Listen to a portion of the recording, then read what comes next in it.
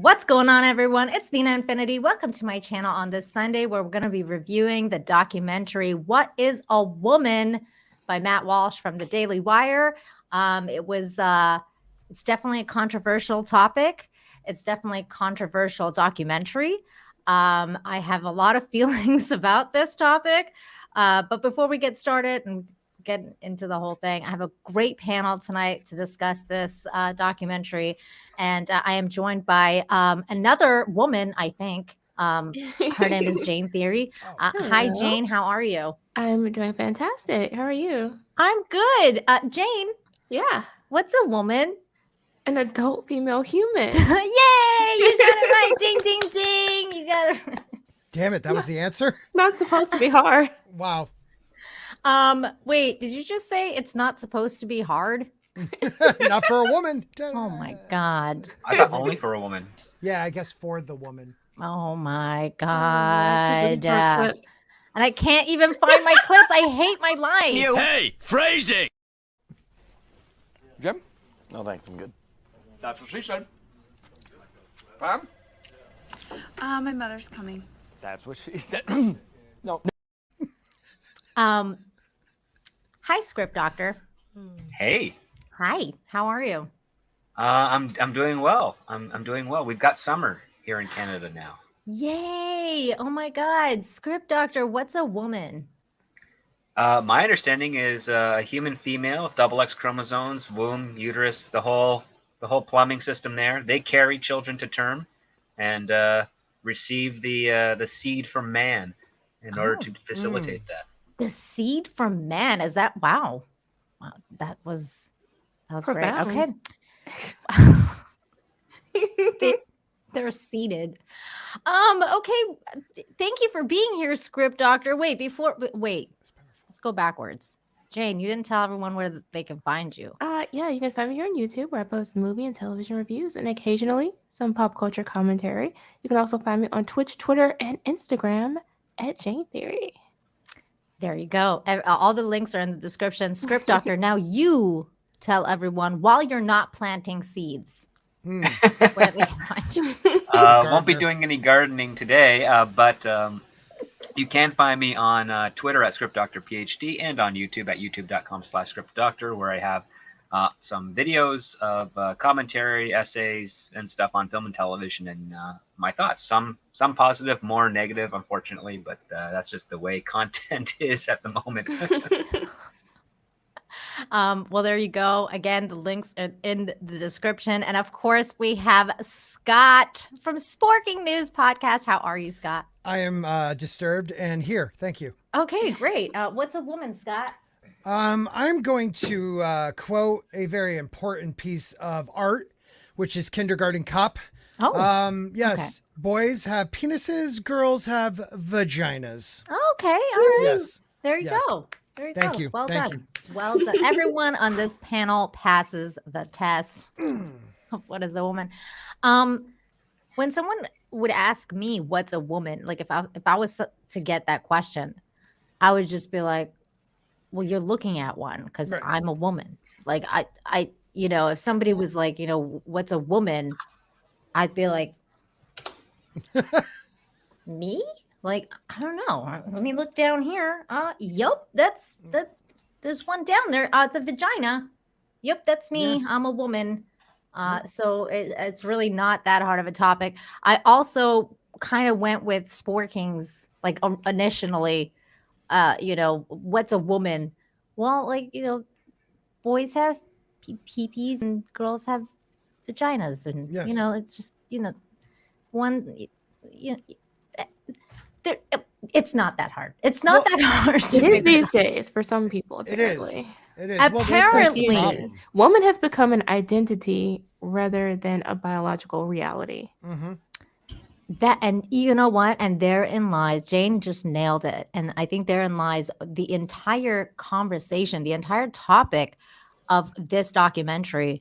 What is a woman? And why are we even talking about this in 2021 is kind of beyond me. And that's what I like, that's when what I felt like when I was watching this documentary. I felt like I was being trolled. Like, is this a question? Is this a trick question? Like, what is a woman? Like, I felt like it was a trick question. Mhm. Boba Yogi wants proof. No.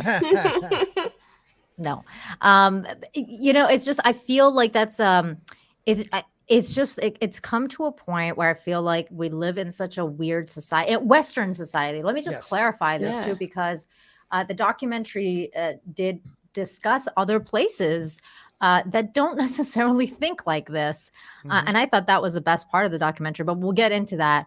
But yeah, I just felt like I was being trolled the whole time. I couldn't believe that this was an actual topic of a documentary.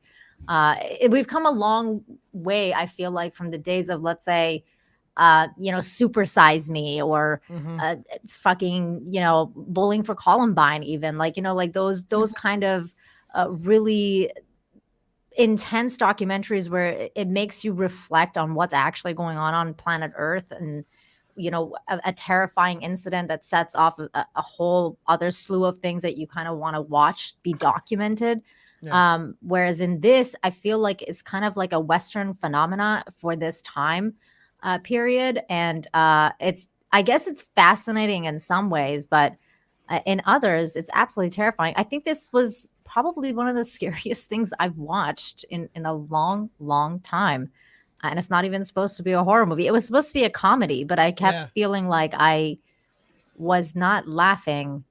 I was really wanting to cry. Like, I was just kind of like on the verge of like tears the whole time, even though I was kind of laughing on the outside. I was kind of crying on the inside, because I feel like my entire identity as a woman is in question for some reason. Well, It's crazy. Nina, Go ahead. what it is for me, what it is, and what I've kind of thought, but this kind of solidified. What they did was a group Mhm. took the trans community and their identity and their at the time suffering, and they weaponized it to the point where you can't even get someone trying to become a Supreme Court justice to tell you what a woman is, but they have to decide laws in this country. It's a weapon to God, I want to watch how I say things on your channel, but not to bring down Western civilization, which is a republic. They want to bring down a republic, and they want to change it fundamentally from the bottom up. And they're using this small group of people to do it in every avenue: sports, media, government, and everything. And they're starting it with children, and that's the problem I have most, is with the children. That's yeah. I mean, I think the entire time I was kind of like this. Oh, won't somebody please think of the children? And like, not ironically. Not at all. I think I actually said that. I was like, what the hell is happening? But okay, let's go around the horn. Jane, Yeah. as a woman, Mhm. what did you think of this documentary? What did it make you feel? Well, it felt like it was consistent with pretty much one of the main underlying topics, frankly, of my channel. Because I talk a lot about what we see in terms of this gender neutrality movement that seems to be going across entertainment. I think it started with entertainment, and now it's going into education, into our legal system. And I've always felt that it was intended to deconstruct the nuclear family, and by extension, undercut civilization, period. It was bizarre watching it unfold. I like that he went to different segments of society. Like, he went to a therapist, he went to one of the surgeons, he went to a professor, he went to women at a women's march. Like, he went to different avenues to get people's perspectives. And what it showed us was that at sort of every level of educated society, the people we used to look to for direction, for truth, has been corrupted by this agenda. And I like that at the end he showed how dangerous it actually is, and how much of a facade it is. It isn't real. It's dangerous, and it's malicious in many ways. Yeah. And like I said, it's not just there. It's I cover it in entertainment, but I mean, at this point, if I had kids, I would homeschool I because you would can't even too. trust your local edge. It's not far away. It's not a distant land, or it's not just the universities. It's at every level of society at Everywhere. this point that they've It's infiltrated. starting in kindergarten, dude. It's not Yes. like Yeah. even in universities at this point. It's starting in kindergarten, and it's terrifying. It's a terrifying thought. But Script Doctor, tell me your overall thoughts on the documentary before we get into it. I think the people he interviewed were, and the interviews themselves are actually quite fascinating, quite Mhm. engaging. I think the questions that were asked from Matt Walsh, and even to some extent to some of the people he interviewed, were actually quite thoughtful and good things to start with. One thing that's actually kind of difficult for a lot of people on a certain side to understand is that he's approaching this with no actual reservations or hate towards the people he's talking to or Right. about. He's incredibly curious.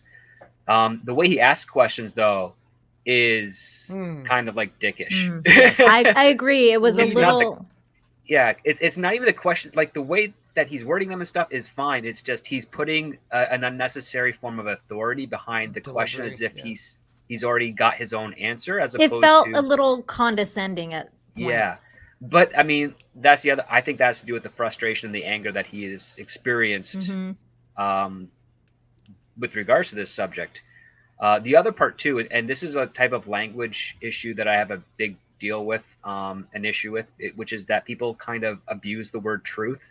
The Oh, fact of the God. matter is that truth is the most objective term ever. You Yes. and I, we cannot have truth. We can be honest. That's the only thing. We can be honest. Mhm. But only a third party can look at what we're saying and look at that facts and say and determine whether or not that is true. Mhm. Like for instance, with regards to the history of our planet, we may have it all documented, recorded, but if there is an alien species out there that's watching us and has been watching us, they Mhm. know what's true. We do not. Right. Because they know the details and things that we have as a species may have ignored, forgotten, or hidden, Mhm. and they see it all, and that's where true and reality comes from. So when people start throwing that around, it goes into the same question of like when you see those people who are on the street who preach various different iterations of the Bible, and they talk about I'm saying truth. It's like no, Mm. you do not have the authority to make that decision. You can be honest, and which is perfectly fine, but you cannot claim truth as your own because an individual's personal truth is technically a lie to a degree Right. because it's only their individual experience. Now, an individual being honest, it's not a lie because they're being honest with the information they have.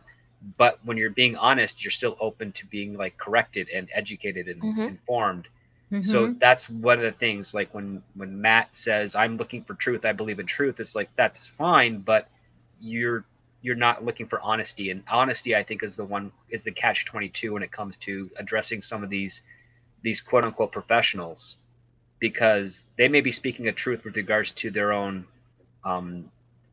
not so much education, because I question that in some regards, but to their own courses, what they teach, but are they being honest about it? And that's the thing. Is like there's this clever technique that's used in politics where you can take real facts that are verifiable and you can skew them in a context where you're telling a lie by saying things that are true Right. and or saying things that are factual. And that's kind of what we're seeing in this documentary from a lot of the people that he's questioning. I Yeah. didn't really. Go ahead. No, go ahead, Jane. I was gonna say I didn't really have a problem with the way he questioned them. I felt like he was trying at least to be very neutral. Mhm. It didn't come across to me as leaning one way or the other because he was trying to get the answers that they wanted to give. Mhm. And I think what we are watching from our perspective, Mhm. it may seem that way because we know what he's getting at. But I think to them, hearing the question, like when he was interviewing this female man, whatever, for example. It was a man, I think. Well, biological woman, but she didn't Biological know what a woman, woman was. She said but- she wasn't a woman. Yeah, she says. I guess she identified as a he, him, or him, they, or We I never don't- got that pronoun. We never But got he the just pronouns. asked. He just asked very plainly, like, what is this? What do you do? What does this mean? You know, I don't know. Yeah, it's I think it's really interesting what you said, Script Doctor, because I've always kind of been in that camp as well with regards to the idea of truth. Like I think that when people say, and I mean like anyone, like I don't mean with regards Mhm. to just like transgenderism or like anything like this or gender dysphoria or whatever, like it has nothing, like it could just be about politics or anything really. Like when people are like, this is my truth, it kind of like it's really cringy to me because I don't believe in the my truth thing. Like I believe that there's objective reality and truth is objective reality versus whatever your perception is of it. Right. And I don't think that your perception of objective reality, like it can be the truth, but it can also be a lie, like you said, script doctor, because we all have different ways of viewing things. Like, for example, like I think that a really good example of it is how they're kind of starting to understand that like witnesses to crimes are not as objective as they thought they were, because everybody sees something differently and remembers something differently in their memory. So it doesn't, like, objective truth is there, and then there's our perception of it and what we see and all the things that we kind of like put onto that.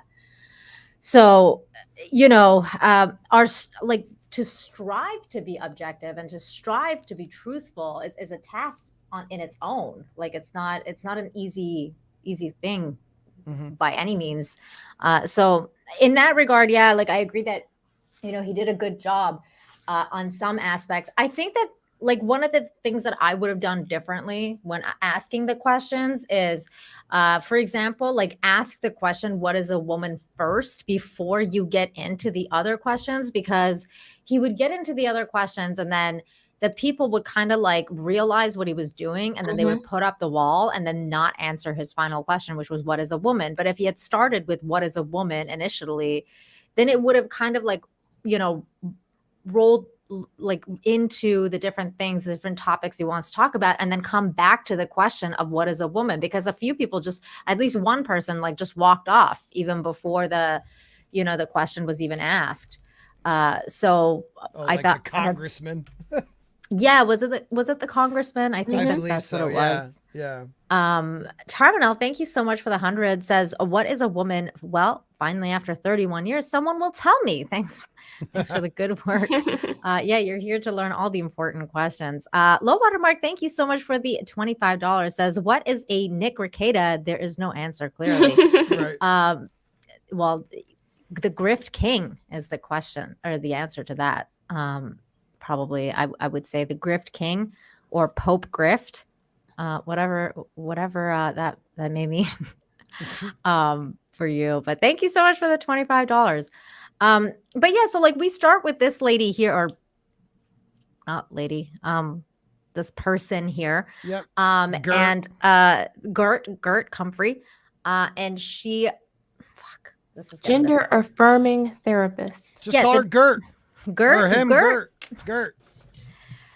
Gender affirming therapist. Like we start with this, which is Yeah. affirming. Yeah. Which Which is is a psychologists and ridiculous idea. therapists are not designed to affirm.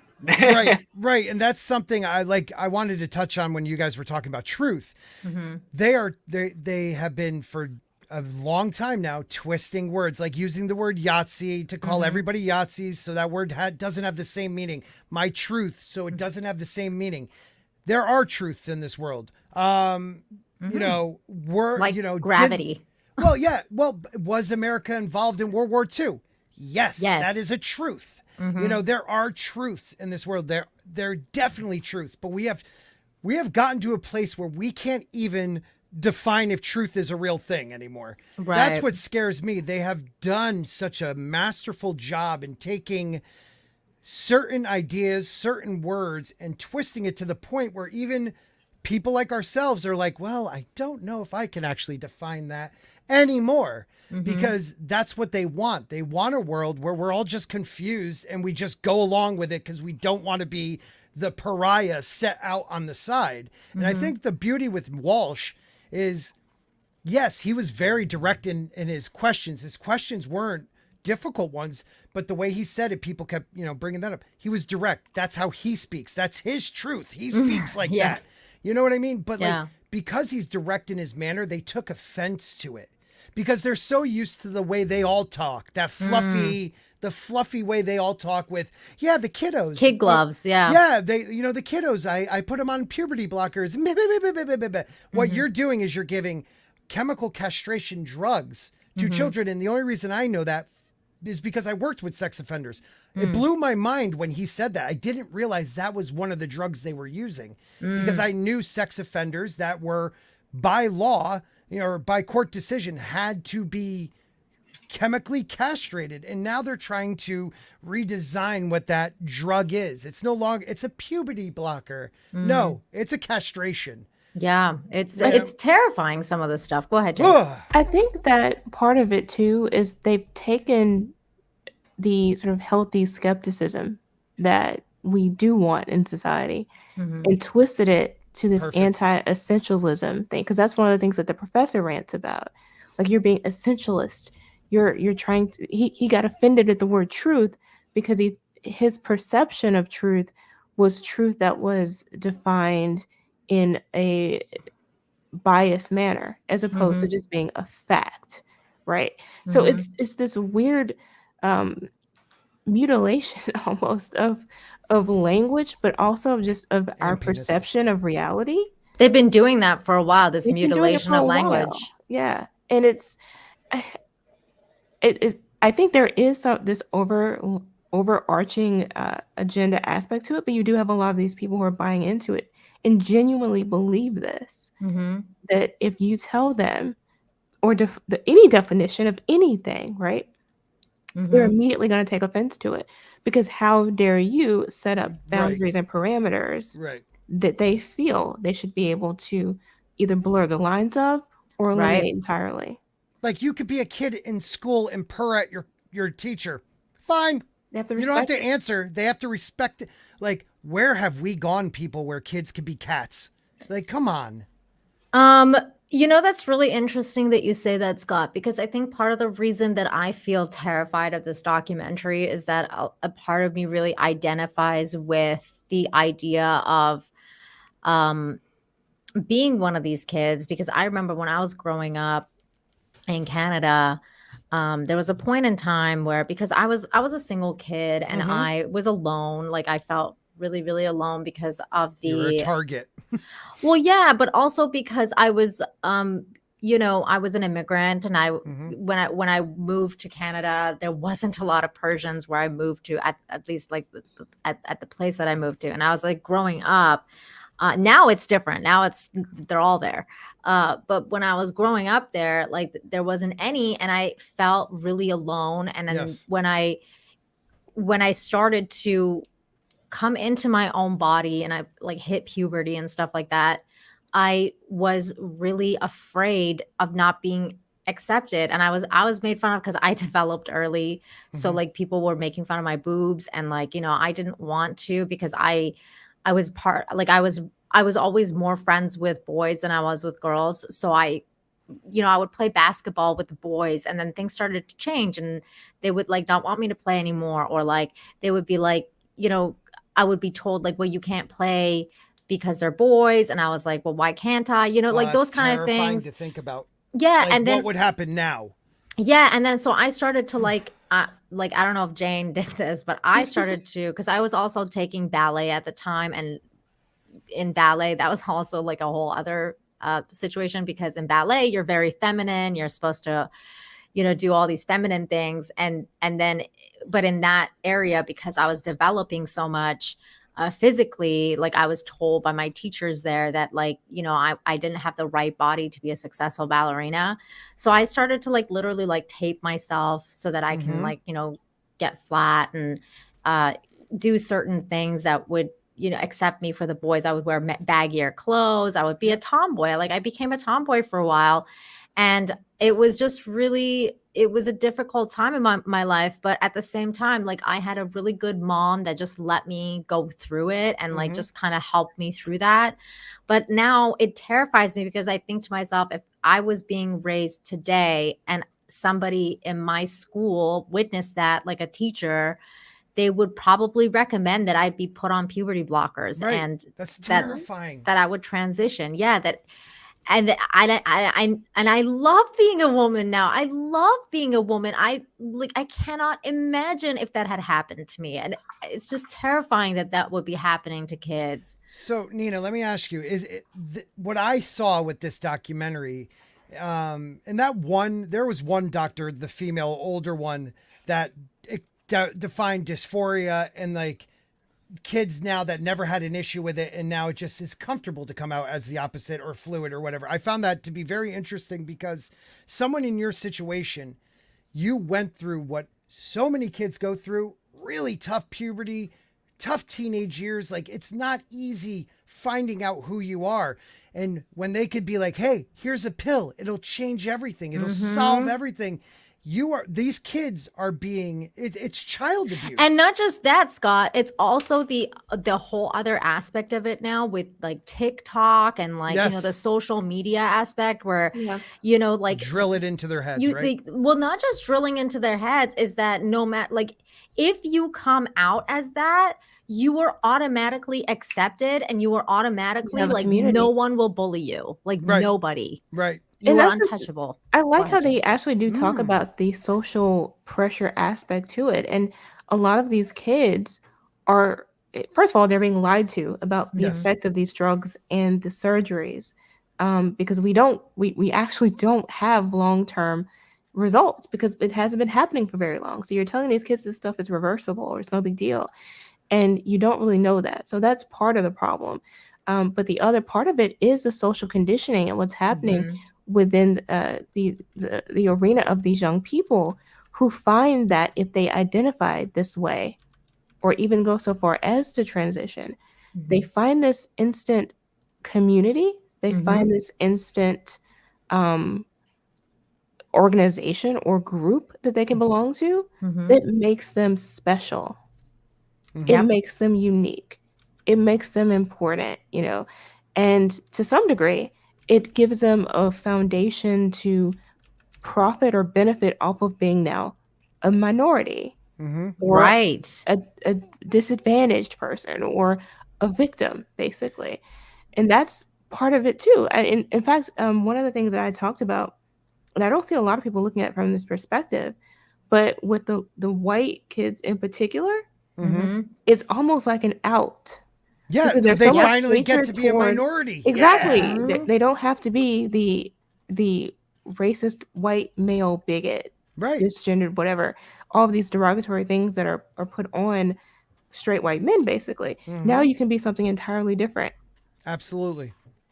Absolutely. Good, well put. And, you know, and it's funny because you ask any of these kids, like, who John Money or who Kinsey is. Like, these people were terrible human beings. Oh my God, Terrible Scott. human beings. Yeah. And I've known Dude. about them for, like, John Money more than Kinsey. I didn't know Kinsey as well, but John Money, I knew of that study with the twins. And you I know how many didn't people don't know? know. I'd Exactly. heard of it. Oh, I knew that study because of the Oprah episode from 20 odd years ago. Yeah, yeah. I knew That's that where I I first knew saw the it. money one more than Yeah. the other one. Like, I'd Yeah, I heard didn't of know the Kinsey. money one. Yeah, I didn't know of Kinsey that well, but Money was the one you knew of, and it's terrifying how little these people are taught from their professors Yeah. about where these gender studies really came from. Just Where like Planned everyone, Parenthood. it's no one knows about this stuff, and that's like that. I mean, a lot of people don't, unless you're really into this topic. Like, you don't know what's going on. Right. I don't like. This is the one guy. Oof. I mean, Look this at guy him. looks like a Another- monster. That's another good Yes. thing about this documentary is that it goes into so many different areas Yes. of the discussion, Mhm. including the history behind it, but also, as someone mentioned in the comments, the financial aspect to it, Oh the my God, I didn't pharmaceutical know that. companies. Oh man, yeah, that was great too. But hello, George. How are you? George. How you doing? Hi, George. Welcome to the George. discussion. Before you tell everyone who you are and where they can find you, please answer the question: what is a woman? The one who was born with a vagina and breasts who can give birth. Oh, okay. All right. And it's very simple, who's based on their chromosomes, something that no amount of surgery or hormones or chemicals will ever change. That's right. There you go. You did it, George. You passed the test. That's the There you go. nutcase. Well done. That's Kinsey, that nut. Yes. Yeah, we were just talking about this and the other guy, which I actually like. I think this was one of the most fascinating parts of the documentary for me was learning the history behind it. That and this part, Oh, the best. was that was really great. Script Doctor, you said you knew about that money person. Oof. Oh yeah. Evil Uh, guy. Expand on that. Like, when did you find out about that? And tell us what you thought about that. Oh, I actually saw that because I just got home from school and I was just channel surfing, and then I ended up seeing this this weird looking man on television giving an interview about how he lost his genitals, and I'm just like, what? And then I see it's an Oprah episode. I'm like, oh, it's Oprah. Okay, well, let me see what this guy has to say because it might be interesting. And then that's when you hear about this doctor who, through a botched circumcision, decided to try an experiment that he'd been thinking about for quite some time, and really just kind of torment this poor boy by using his Medieval. position and his trusting position to essentially convince well-meaning parents to do this horrible thing to a child. Let's just use it what it is. They groomed No, the he parents. experimented. He was like Mengele. Very simple. He was a modern Mengele. He decided he have a theory and I'm going to prove it. Sterling, this is the guy that we're talking about, actually. Yep. So, Yep. Yes. This is the guy. I don't think it was an accident. See, they've always said it was an accident. I knew you would think that. George must know I know you know about this one, so I was wondering what you were going to say. I just don't think it was an accident. He had he had been looking for years. He wanted to have two twin children. Study. Yeah. Yep. Which, I mean, any doctor with an actual head on their shoulders will tell you a twin study means nothing because each individual person is still individual, regardless of their genetic biological makeup. Yes. Right.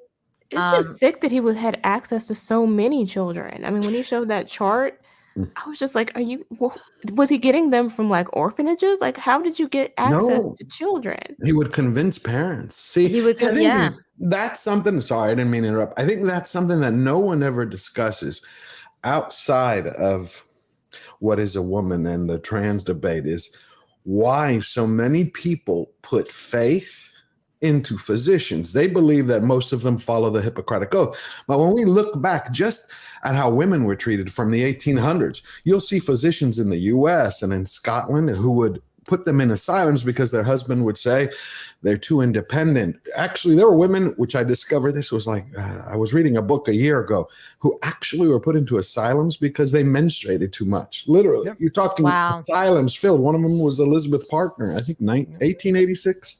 They were given lobotomies. The experimentation on slave women. And we revere these people. See, that's the problem is they're not gods. They're not saints. They're human beings. They have beliefs, agendas, and they'll do anything. I don't think they're human beings. No, I really don't. Terrible. I think there's a line that you cross, and this is probably one of them. And I feel like I think and this is stuff that we can't even really talk about on YouTube. And I was nervous talking about this topic on YouTube because it leads you to certain places, certain very dark places that I don't really even want to talk about. But this documentary kind of hinted at, and that's the part that I was surprised about, was how deep this rabbit hole goes and how, he wasn't afraid of touching this kind of very insanely dark thing that kind of goes on with it. Like, he was talking about this, for example, and the idea that the original doctor was essentially a pedophile. Like these people were essentially pedophiles. And and what they were doing was not only was it not looked down upon and just basically completely shamed and completely gotten rid of as a form of science in any way, but it's celebrated and now it's become a thing. Like now this entire thing is based on these studies that are completely psychotic, which is so And this is the important thing, Nina. It's that we are talking about it on a platform that we have to walk a tightrope because we don't want your channel taken down for speaking our truths. See, that's the thing. we're not allowed to speak our truths because it doesn't align with the agenda of bigger powers out there, much bigger powers. And that's what scares me more than anything. I wanted to say one thing. I think one day we need to have a discussion about why we're having these discussions. Not us discussing this insanity, but what has caused this. I mean, we can look at Kinsey and we can look at money, but really what's behind it? At least my belief has always been that this is the continuation to degrade society from a Leninist Stalinist point of view. And I was writing some notes as I was over here because he wrote 8 things were the key to unraveling a society, which Saul Alinsky then took. It was like healthcare. Control healthcare, you control the people. Then it goes education. Take control of what people read and listen to. Control of what children learn in school. Remove God and the belief in God from the government and schools. Create class warfare. Divide the people into wealthy and poor, which will cause more discontent, more chaos. It will be easier to tax the wealthy and to have the poor attack them. Gun control, remove the ability to defend themselves from the government. That way you create a police state. And poverty. Increase the poverty level as high as possible till the system comes crashing down and you offer a substitute. And the last one is create anarchy with reality. Welcome to 2022. It is today. That's what they're doing. If you think about it, why do you think so many of these people, when he'd start asking, like when he was in San Francisco, how in the world is there somebody naked on a street in the United States? I know. I was pretty shocked about that too. I was like, is that not like that's the norm?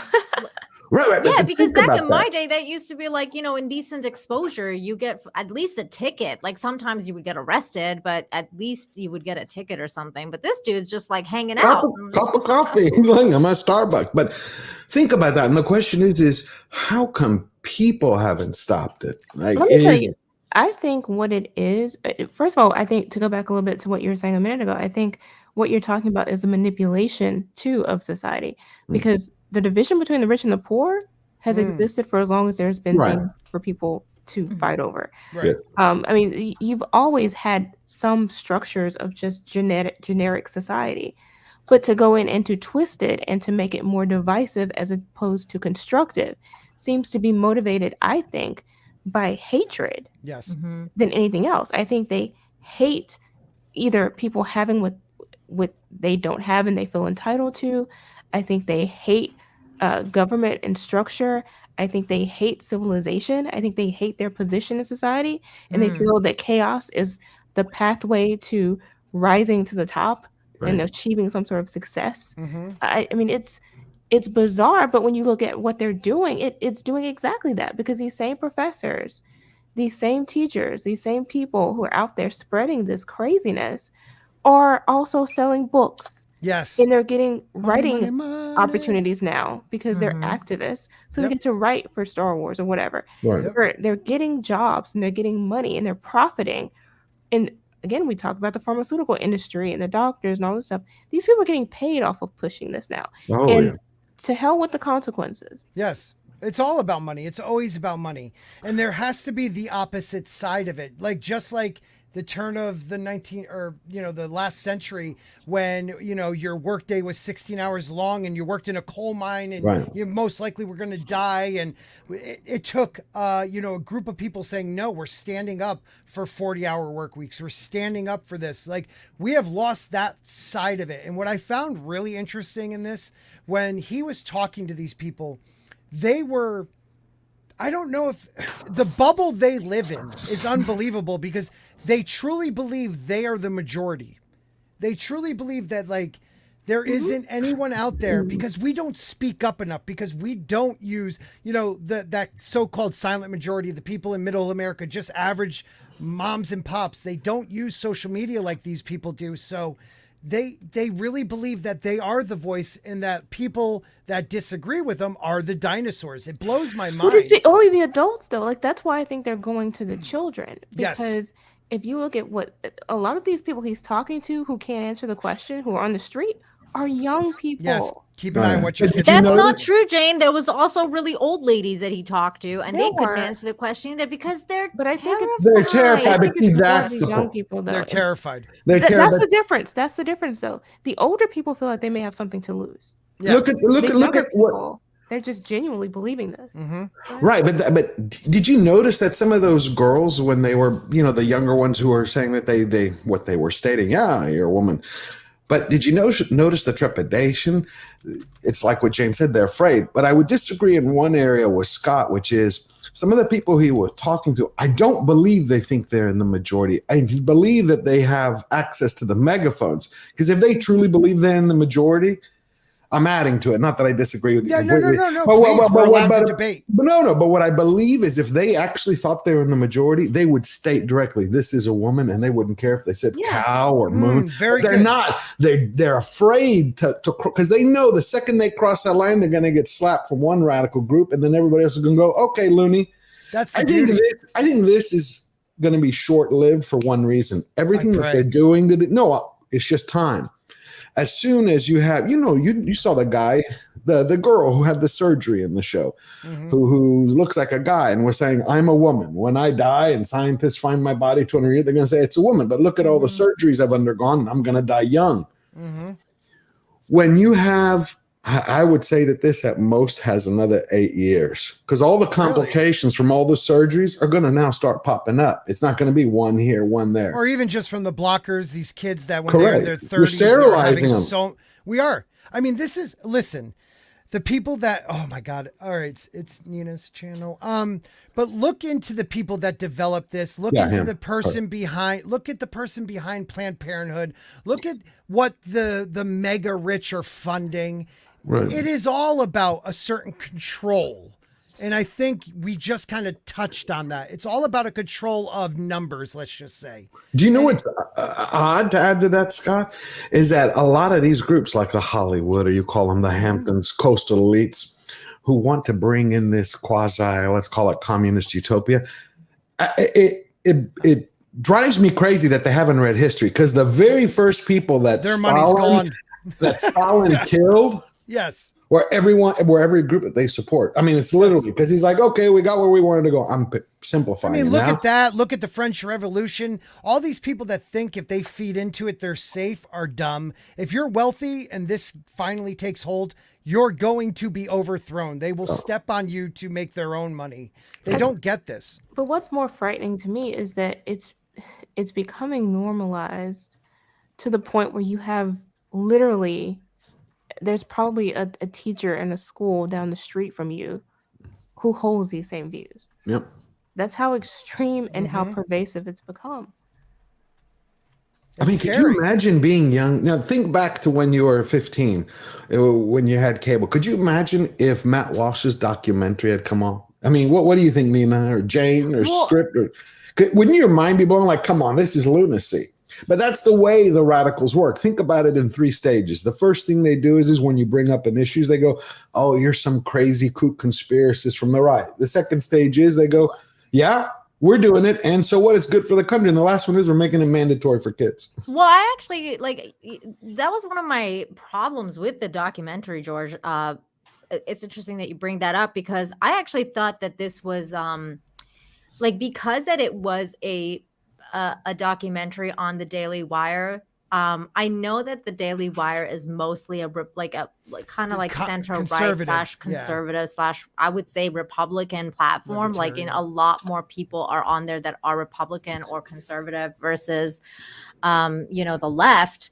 And I think that with a documentary like this, it's difficult because you want to reach the left. Like this is what you want to do is you want to reach the left because they're the ones that are subjugating the kids to this kind of situation. I think in a way it does a disservice to this documentary to put it on a platform like Daily Wire because I know that a lot of people won't be watching it. It would almost be better if it was like an Amazon thing or somewhere where people don't feel like they're going to that platform is going to mean that they're watching a Republican thing or like they're watching that because people always go into things with their biases, and I think that first and foremost it's going to be that Daily Wire thing that kind of stops you from watching it if you're a leftist. I just think that in a way, this is on like I feel like this is more of an echo chamber thing because most Republican and center right people already know and already discuss these kind of things and already are making fun of libs of like, or Libs of TikTok, TikTok? of like libs Yeah. of TikTok is doing. They're already making fun of these things. They already know about these issues. They're already talking about putting their kids not in public schools anymore. These are the people we're trying to reach are the left, and I don't think that the Daily Wire is quite going to do it. But What do they're you not guys going to think? allow it on their platform. No. But maybe make it on your own then. Like make it a website that people can just download it from. Like I just don't know if it's helped it to be on the Daily Wire, to be associated. I understand it's a business It's not move. getting to enough people, but Yeah. who would have Amazon wouldn't have taken it. I don't think they could have put it on another platform. But now that it's such a big thing, I would hope they would try. And I want to make sure people realize that I think we all agree that the majority of us, like, I don't care what you do as an adult. No, I don't care. It's the whole children aspect of this that scares the bejesus out of me. And I know I've worked with trans people when I was working with addicts and alcoholics, and most trans people the trans people I know do not agree with what is being forced on people. They just want to be able to live their life the way they do. And if one of my best friends came out as gender fluid and all that good stuff, and I still call him he and dude, and he realizes I'm his friend. I mean, no disrespect. Not like Canada, Script Doctor, where I can go to jail for it. And that's technically only in BC, but yes. It's Well, so frightening. But you can get fined all over Canada for misgendering people, though. Only if you work in government offices, not in the private sector or on the street. Really? I thought you could even if you were like a regular person. Not unless you're working for the government, because listen, I've accidentally misgendered many people in public, and I've had them freak out, and they've called the police, and the police have actually What? said it's not a law for a private citizen. Breaking news. No, Bill okay, C-16 no. is Sure. primarily for basically universities and government-operated facilities. You cannot do that into a private business. You cannot do that in public. They can't do anything for that because it intrudes on freedom of expression, which was one of the points of contention that a lot of people had with Bill C-16 is that you should not be restricting individual rights from the charter in government offices. So what happened with that dad then? Yeah. That was done in court, so that's a whole different thing. Yeah. That judge actually overstepped his boundaries and overstepped their authority. He's technically not supposed to do that, which is why it's going to the Supreme Court of Canada. And I'm hoping that in the Supreme Court they'll basically say, yeah, he should not have gone to jail for this. He should not have been found in contempt. This was an abuse of power and so forth. But who knows how it's really. I'm hoping that too, Script Doctor, but the damage has been done now. Chris. Oh yeah, he's lost thousands of dollars and time, and his daughter is unfortunately going through. It's the daughter that I'm worried about. Is the father couldn't save his own child. Think about one day when she's older, she's going to say, "Dad, why didn't you stop it?" I mean, if I was in his thing, I'd be like, "How could I stop it when you wanted it and your mom was on your side?" But she's a kid. If our kids, the government was against if we me. did all the crazy shit our kids wanted, But you know what, George? The parents help. Go ahead, like, sorry. When you have basically a relationship that functions more like a democracy than it does a partnership, where one parent says, no, I'm letting my daughter wants to do this, I'm letting her do this, and the other one's saying, no, you're not doing this. That's called an impasse, and in most relationships, nothing happens. It's a static point. But because they managed to get the government involved and questionable people who call themselves doctor like myself, they pose like a false authority with regards to the subject at hand, and then that's what causes the problem. Like a tiebreaker. Third party coming in there to say, like a tiebreaker strip. That's what judges are now. Exactly. In family courts, I mean, that's what happens. If the parents can't agree, they come to court and say, "Hey, I feel this way. He feels that way." and they present their information, both sides, as to why the judge should rule one way or the other, and the judge makes a decision. Unfortunately, the times we're living in now, judges are being influenced by the same insanity. So they too, as we saw with the Supreme Court justice nominee, are afraid to answer the question or to be rational or to side But with reality. even one of the ladies in the documentary was talking about how if there is one of these battles or whatever, most of the time the person who wants to do The affirmation, the yeah. affirmation wins. Like Yes. Because you know, that's more than how- 90% of the time. That's why I say it's much more pervasive than I think we realize.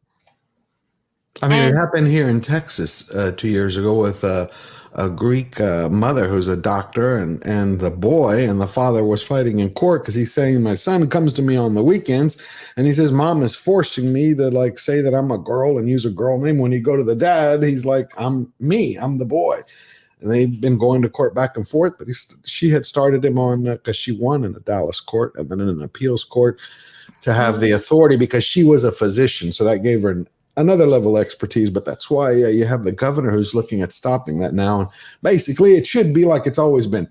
When you're an adult, you can do whatever the hell you want. When you're a kid, it's up to your parents. But the parents don't agree. That's where you have the problem. And that's why you have to have legislation that simply bans the practice. Yeah, so that's it's not even an absolutely. option for the parents. When you are an adult, you can make the decision. That is it. When it comes to physically changing the biology of your child, either through surgery or drugs. And I know people be like, well, then you can't give kids Ritalin. Shut up. Well, You know what I'm saying. Maybe you shouldn't reconsider that because kids are being you shouldn't be giving them. I'm with you on that too. But on But top I'm of just that, saying. with regards to the doctor, a doctor is prohibited from operating on family.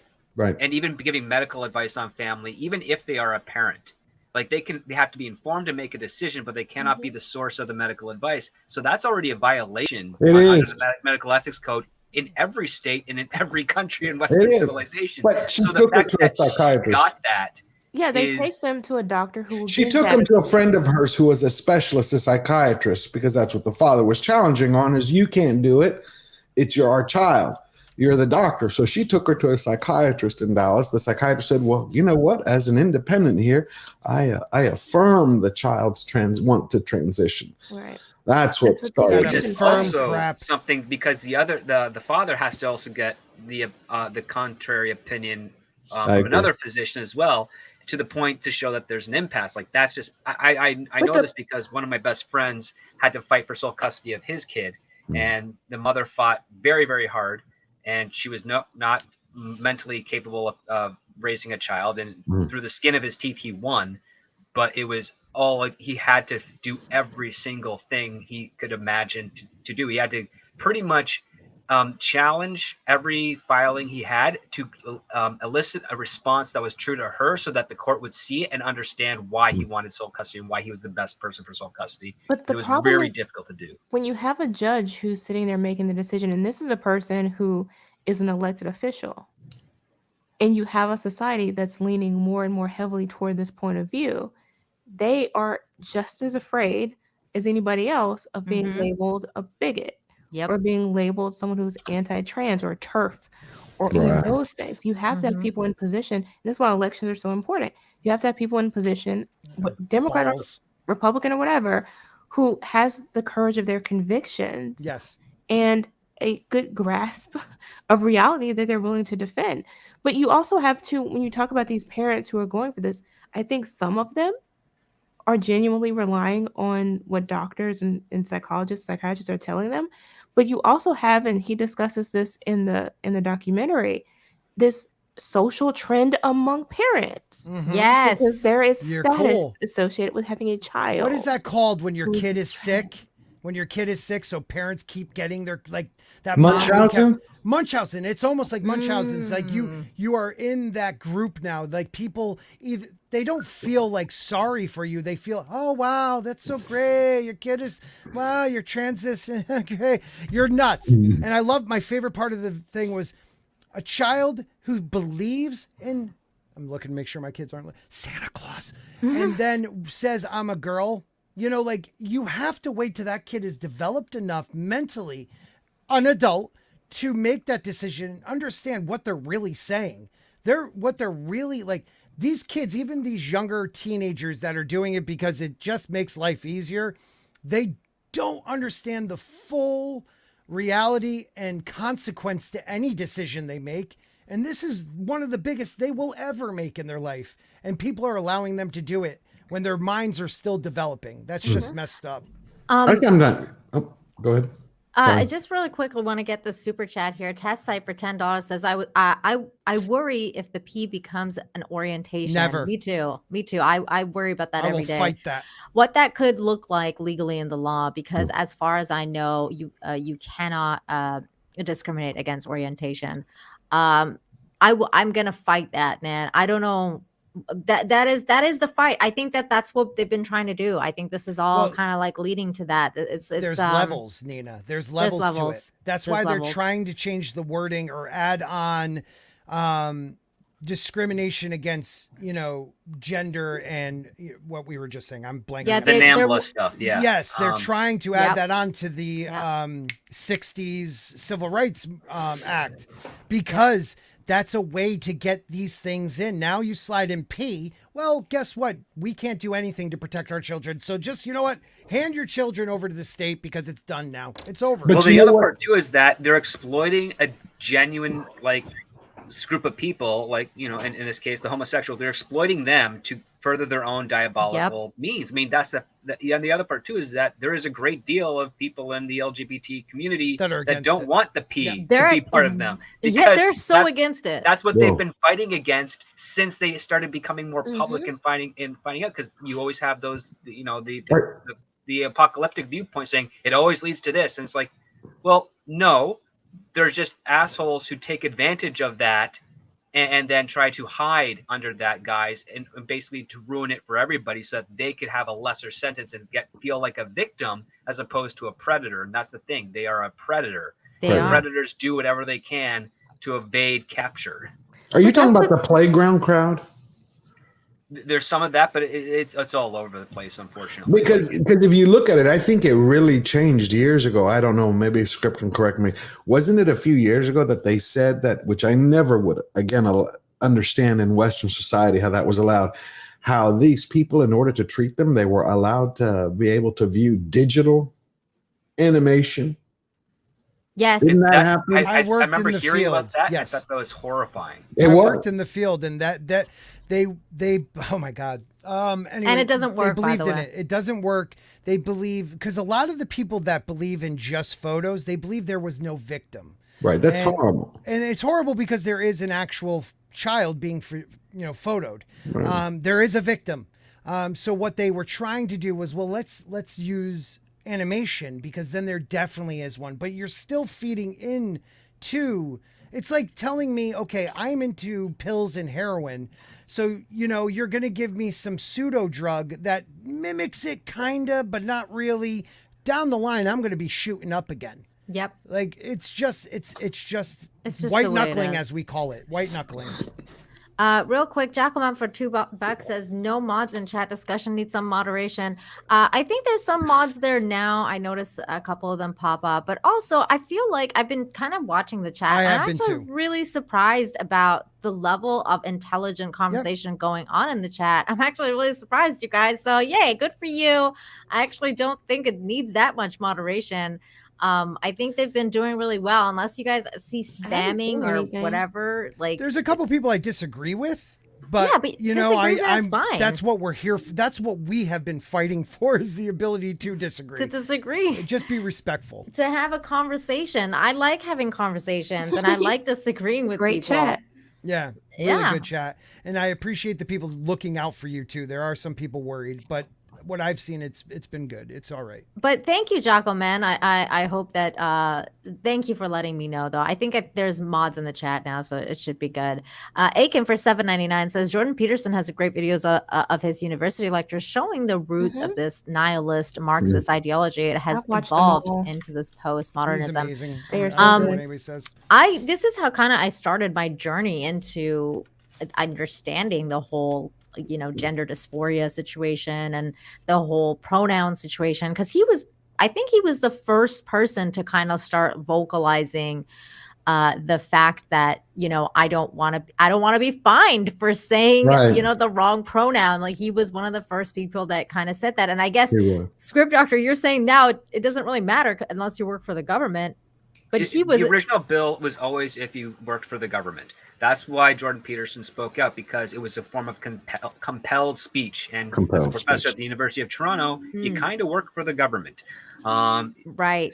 So that's why he spoke out about it. And the thing is that the reason he spoke out about it is why you should speak out of everything when the government poses a bill, which is that it can open doors so that people who are less reputable, who aren't actually serving the office as intended, will exploit it and pervert it and turn it against you. So that is why, I think using the term small government is bad. What you really want to have is representative government with very, very little authority, because they aren't supposed to be an authority.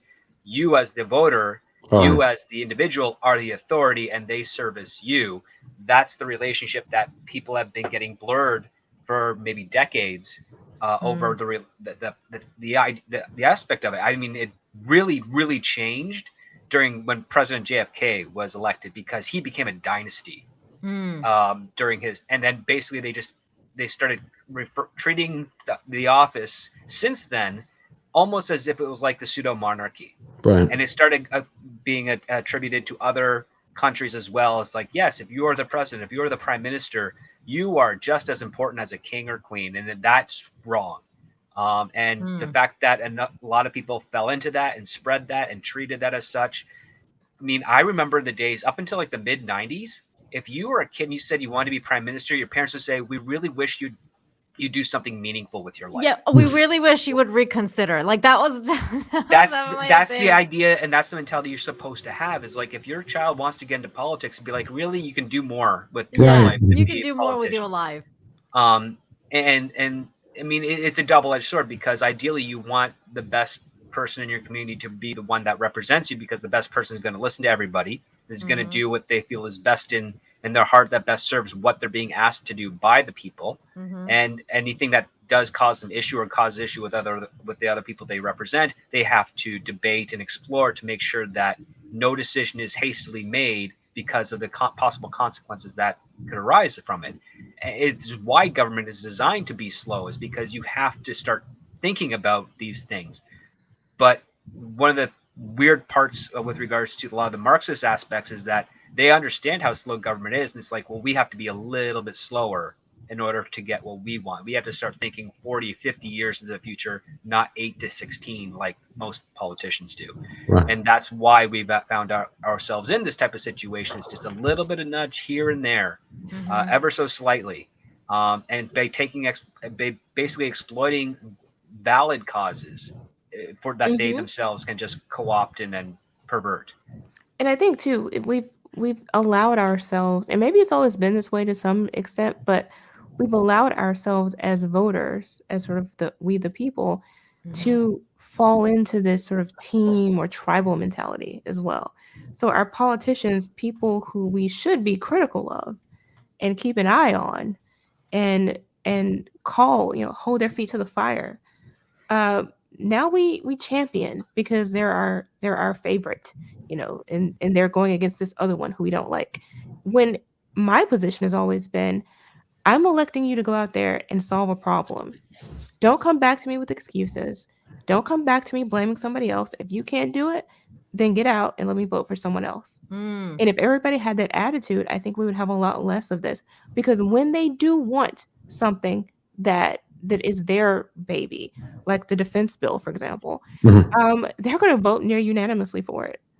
So in veto-proof majorities, right? So it's not that they can't work together to get things done. It's that they don't want to do that because they need to have something to run on, and what they run on is division. That's a really good point. Real quick, thank you so much, Maka Dama, for the $4 super sticker of a little pear giving coffee, which I feel like I really need right now. So I don't know how you read my mind, but thank you for the super chat. And also going back to what you were saying, George, one of the things that I actually really liked about the documentary, and when they were interviewing the father from Canada, he actually did say, I'm doing all of this because at the end, when the time comes and my child does ask me, like, why didn't you do anything, that I can say I tried, Yeah.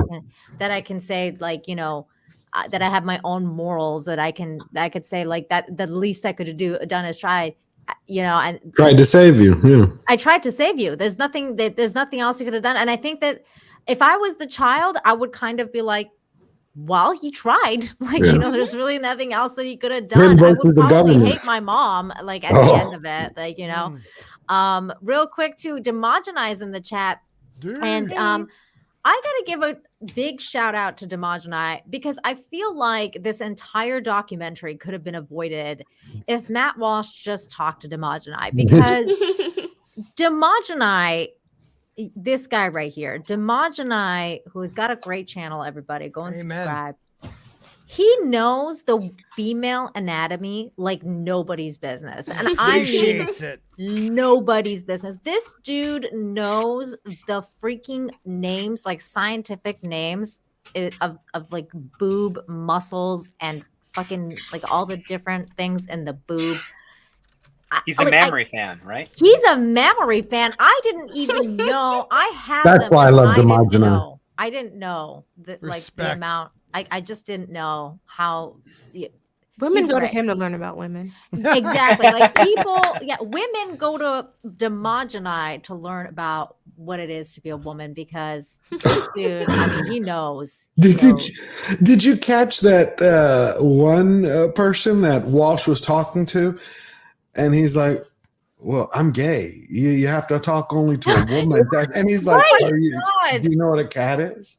Yeah. It's like whenever you confront people with that, you notice that they immediately fold, because all they're going to sound is crazy. I mean, that's why I loved when he spoke with the Maasai, because you're talking about a tribe which is dealing with day-to-day issues of, hunger, shelter, basic things. We don't have time for this bullshit. You know what? Let's talk about that now, because I'm glad you brought it up, George, because I think that was like my favorite part of the documentary. But before I do, 16-bit mascot for 5 says, really good panel tonight, an important discussion. Hail Nina, Sporking, George, Jane, and Script. Much appreciation for your work, Hail Chat. Well, you know what? A big thanks should go to Jane Theory, because she's the one that convinced me to do this this panel tonight, because I was really close to canceling, guys. I was like this close to just being like, you know what, we're not going to do it, because I was scared. I'm going to be completely honest with you guys. I was scared of having this discussion on my channel, because I'm terrified of people doing the same thing those women were terrified of. Like, just having this discussion is very difficult on YouTube, because you can get your whole livelihood gone away. And before, like, anyone look, I actually really do empathize with people who are actually gender dysphoric. I think it's one of the worst things that you could possibly go through. And I think that this, like, in this life, there's certain hardships that you kind of empathize with, and you know that people go through that. But at the same time, when it starts to become trendy, then you have a problem, because that's what's happening now, is that idea of that small minority that go through this is starting to become trendy. And I don't even like anime becoming trendy. I don't like it when things become popular and mainstream, because everything gets ruined when it's mainstream. So thank you for that, 16-bit mascot, and thank you, Jane, for convincing me to do this tonight. Think about it. If it wasn't for dysphoria, think about it if it was schizophrenia or bipolar, and someone was like, "Yes, everybody." It used to be, George. It used to be. We want you to be. That's why you have to break it down, which is why I love when we have these discussions. Because if we flip the tables and say, "Okay, you want everyone to be schizophrenic," it's you do you, we'll do us. You shouldn't invade other people's lives. Change the language, change the laws, try to change reality. We all know. I mean. You know that part where he was showing that athlete before this? Oh, the girl who lost? I'm sitting here going, it's like the athletes, I keep thinking they all need to boycott. Like if you're going to bring someone on their team, they should just say, we're not doing it. They can be alone. Well, That wait, is where I wait. think that's the line. I think that's it. More so. Which than anything athlete were else. you talking about? Are you The because girl. he brought Sure. two? Connecticut, The the girl. Connecticut high Yeah. school Well, either girls. one, Yeah, because he brought the teammate of the swimmer, Right. and he also brought that other girl that The high was an school girl, athlete. right. Yeah. I felt bad for her. Any And of them. Any And of you're, them. you're I do. going I to feel see bad the for- girls when the girls athletes start getting out, quitting. Yeah. Mm-hmm. I think that's going to be the change. I mean, they're making very outspoken like protests in their own way without saying anything. Where you have the one, biological male or trans female on the podium, and all three biological women are to the side. Like they're making it abundantly clear. Like they fought hard for their like you have that girl from Connecticut. I know this case very well.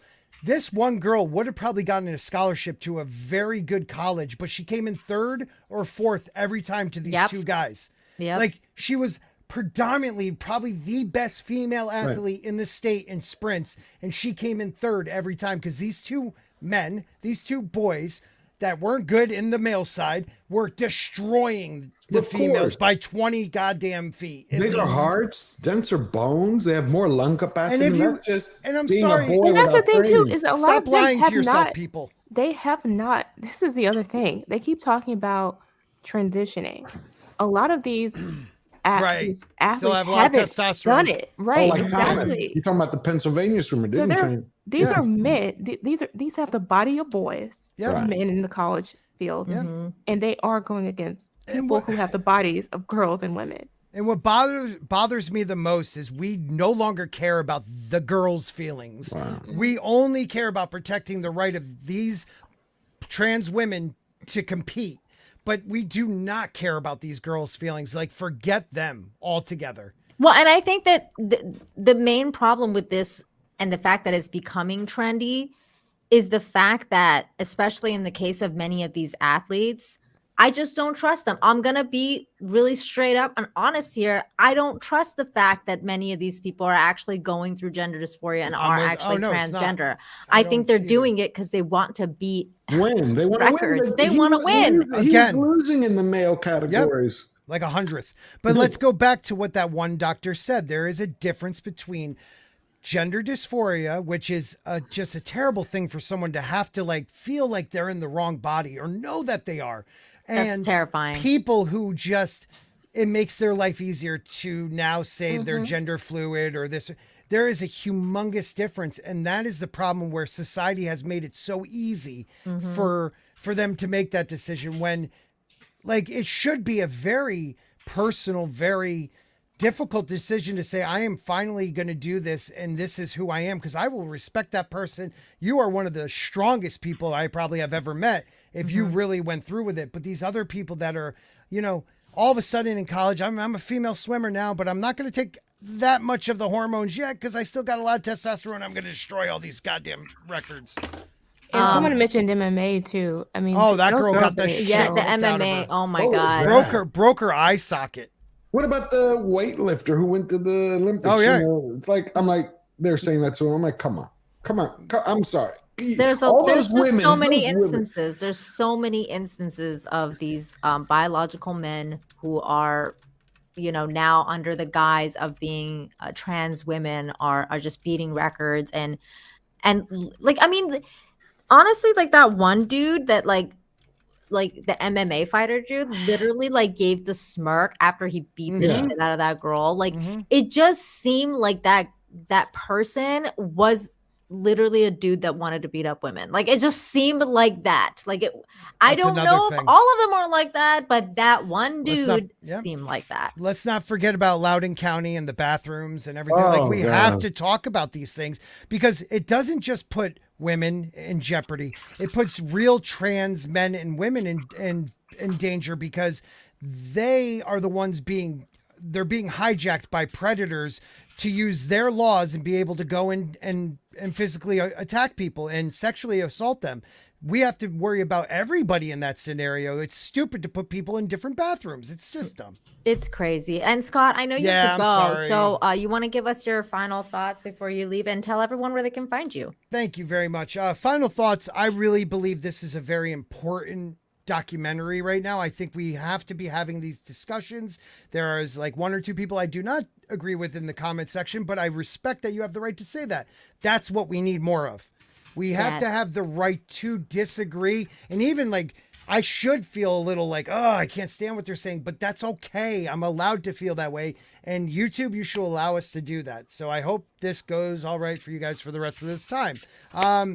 You can find me on YouTube, Twitter, all the, everywhere at Sporky News Podcast, mostly talking about cultural things, talking about Hollywood, like Jane was saying, but we also do on Monday nights at 7:30, we talk about conspiracies, like tomorrow night's the Mandela Effect, where we might have a very special guest, but I'll verify that tomorrow.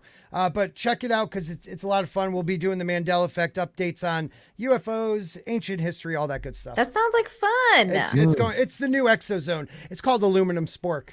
The aluminum cool. spork. Yeah, instead of tin foil. I You got should make you. like tinfoil hats. And One of my little avatar has a tinfoil hat now. Nice. So yeah, check it out tomorrow That's night, cool. 7:30. It'll be fun. the link of Scott's channel is in the description. Everybody, please subscribe. Scott's awesome. And thank you again for joining us, Scott. Thank you, as always. Have a See you great guys next day. week. Great to see Bye. you. Bye. Makadama, thank you so much for the 5. Says the panel's keeping it real for women. Thank you, thank you, thank you. Dude, yes, I'm a woman. I have to. Like, I was so mad watching this documentary. I was like, I'm a woman. No. What'd you think of that pediatrician, Nina? Jane? Oh, we'll talk the about nut that after. case. You know the nut one I'm talking about? Yeah, we'll talk about it after this. Okay. Wolf Spain for $4.99 says Aiden Paladin had a vid last year showing evidence that the T movement was exploiting teen girls similar to anorexia movement in the 90s. Wow. That sounds like a great video. Everybody should check out Aiden Paladin's channel. He's a cast member on. He sometimes goes on Flashcast. He's got some great videos. I haven't seen this one, but thank you for suggesting it. I'll check it out. And also for another $1.99, says girls were going into groups to transition clinics. Oh, yikes! I don't. That all sounds bad. But thank you for the $1.99. So this part was my favorite part of the documentary. I really like this part because it kind of really gets away from, and this is when it kind of becomes really clear that this is a Western civilization situation. This is a very localized event. I think that sometimes, it could be also a little bit towards, let's say, like the UK and those kind of European countries as well. But mostly it's a very North American thing. And I mean, by that, I mean mostly Canada and the US.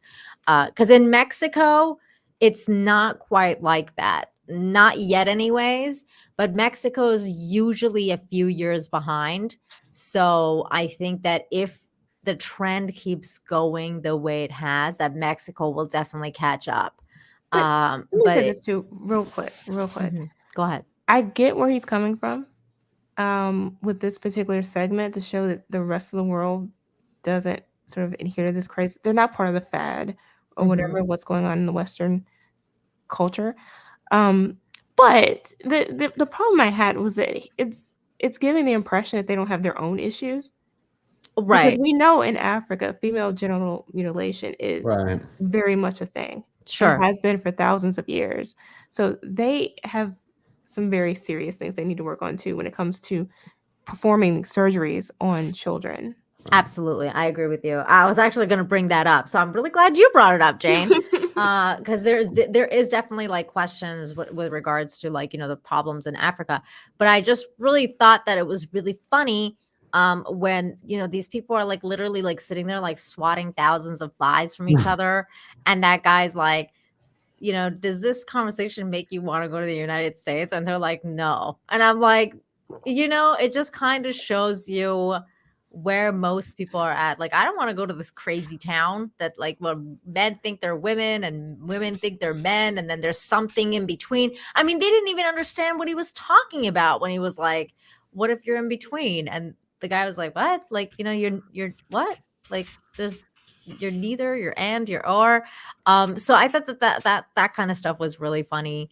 I thought it was a really interesting reflection of what Western society is doing. And I think it kind of goes back to what you're saying earlier, Jane, with the idea of like the nuclear family and like those kind of things, because these guys are very focused on the nuclear family, and the tribe usually. Well, they have to survive. Exactly. The tribe does better when they're unified, and I mean, we have to survive. That's what's so frightening about what's happening with its destruction. How is it? I'm curious how it is in Canada, if it's the same script. Is it the same level of insanity here, there? It's not. Well, I mean, I would say that the frequency of seeing a person that falls into this identity has increased greatly, but I have yet to see in my area a level of insanity where there's parents outright encouraging this to be their kids. Like, there's still a level of privacy, at least in that regard. I have no idea. Like, there's a lot of neighborhood kids around my neighborhood.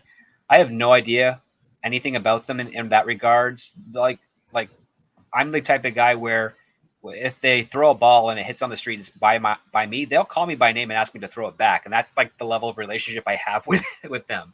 No, I guess what I was asking is, like, you know how you have libs of TikTok where you see a video every few hours and it's from X school or X teacher, but it's US focused. I was wondering if there's that same level of media saturation where it's popping up on social media, where it's Canada focused, like you're seeing it pop up in schools where you have these teachers are saying. I would say yes, big time. There are some teachers that are definitely doing this.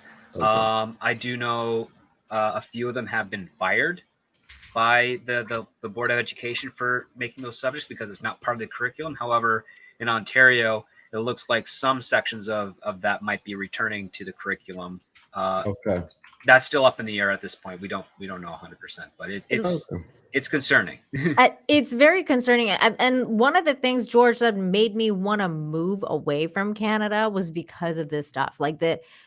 This kind of thing was becoming more prevalent, especially where I was in British Columbia, like in Vancouver, because we were the original hippies anyway. So now it's like gone into like the extreme of that side. So Vancouver people are messed up. We're crazy. We're like, they're crazy people, and I think that it's just like, and I mean that in the nicest way, because we're also tree huggers. Like, we're also we just love plants. Okay, we just love a lot of plants. And do they have this issue with the Quebecois?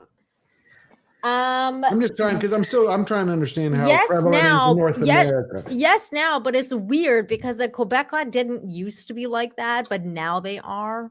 Okay. Is that weird, Script Doctor? I don't know. I feel Quebec's like always been weird, man. Like, they help form Canada, and then they're like, we have nothing to do with you, you Anglo bastards. And we're just like, you realize that the only export you have is maple syrup, right? Right. Right. That's all you got, and we can grow those trees anywhere else we have to. What'd you say, Jane? I said it's everything Louisiana should be. What? I love Louisiana. You mean Quebec? Like just because of the French focus and the food in Louisiana is better. The food. I would our food and their culture. It would be a great blend. I've never been to Quebec. Toronto. It's funny because I always talk about when you're going to like Quebec versus, let's say, like British Columbia. Like, if you're going to Quebec, it's like Canada's version of France, and if you're going to like Vancouver, especially if you go to Victoria, it's like Victoria Island, it's like Canada's version of Britain, because you're literally like, it looks like Britain, except we don't have the double-decker buses. Like, other than that, it's basically Britain. We actually do have a tour group in the Greater Toronto area that are double-decker buses, and that's kind of fun. Well, that's cool. They should do that in like Victoria though, because that's where like the Parliament or the thing is. Not Parliament. What's it called? The big giant house thing. I forget what it's called. Well, they have a provincial house. Yeah, the provincial thing. The building looks exactly like in Britain. It's pretty fucking crazy. So yeah, but going back to this, the point that you made, Jane, too, like somebody else brought it up in the chat that it's mostly like a Muslim thing that happens in Africa, which I agree with that notion because I Well, think that that's mostly what they do. it started. I mean, from what I understand, it's been a while since I researched it. It began back in ancient Egypt, and it Mhm. just sort of spread from there. Oh, So I didn't know that. it's everywhere from East Africa all the way across to many West African countries as well. It's more prevalent in the northern half of the continent, Mm. Like but Mogadishu, those areas. Is that what you're talking about? Somalia? you're right, Yeah. exactly. And Ethiopia, sort of those places, all the way across to Burkina Faso, Mhm. Benin, and places like that, basically where that reach would have extended of influence over, again, thousands of years. But Mhm. and it did spread into the Islamic, when that became a thing, it spread into the Middle East and places like that. Mhm. But it is my point in saying it, because someone was saying, well, it's not everywhere and it's not the entire continent. You're right, it's not. But the problem is that it does still exist. It's still part of many of the more traditional, more orthodox um, cultures on the continent. And it's something that is, to me, just as bad It is just as as bad. It's what is fucked happening in the up. West. And it needs, Absolutely. and frankly, it goes to show how long something can persist if we don't do something about it. Because Mm. that has been a thing that people have come to accept and have accepted it generation after generation Mhm. for literally thousands of years. So if we don't put a stop to this, we could very well see the same thing. Yeah, I don't want this to be something that we just let go on for Oh no. for however many years. Real quick, Jennifer Cisco, thank you for the emoji chat. She waved, she sent kisses and hearts for the members chat. So thank you so much, Jennifer Cisco. You're so sweet.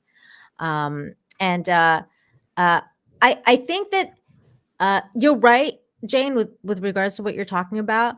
But I think the juxtaposition of understanding like how femininity works in these different cultures and how to take it down to the brass bones of the matter of like there is, women have different roles and men have different roles. Like even, even if you kind of like take a step back and you just go to the basics things, like, and like he asked the females like, well, what's the difference between a man and a woman?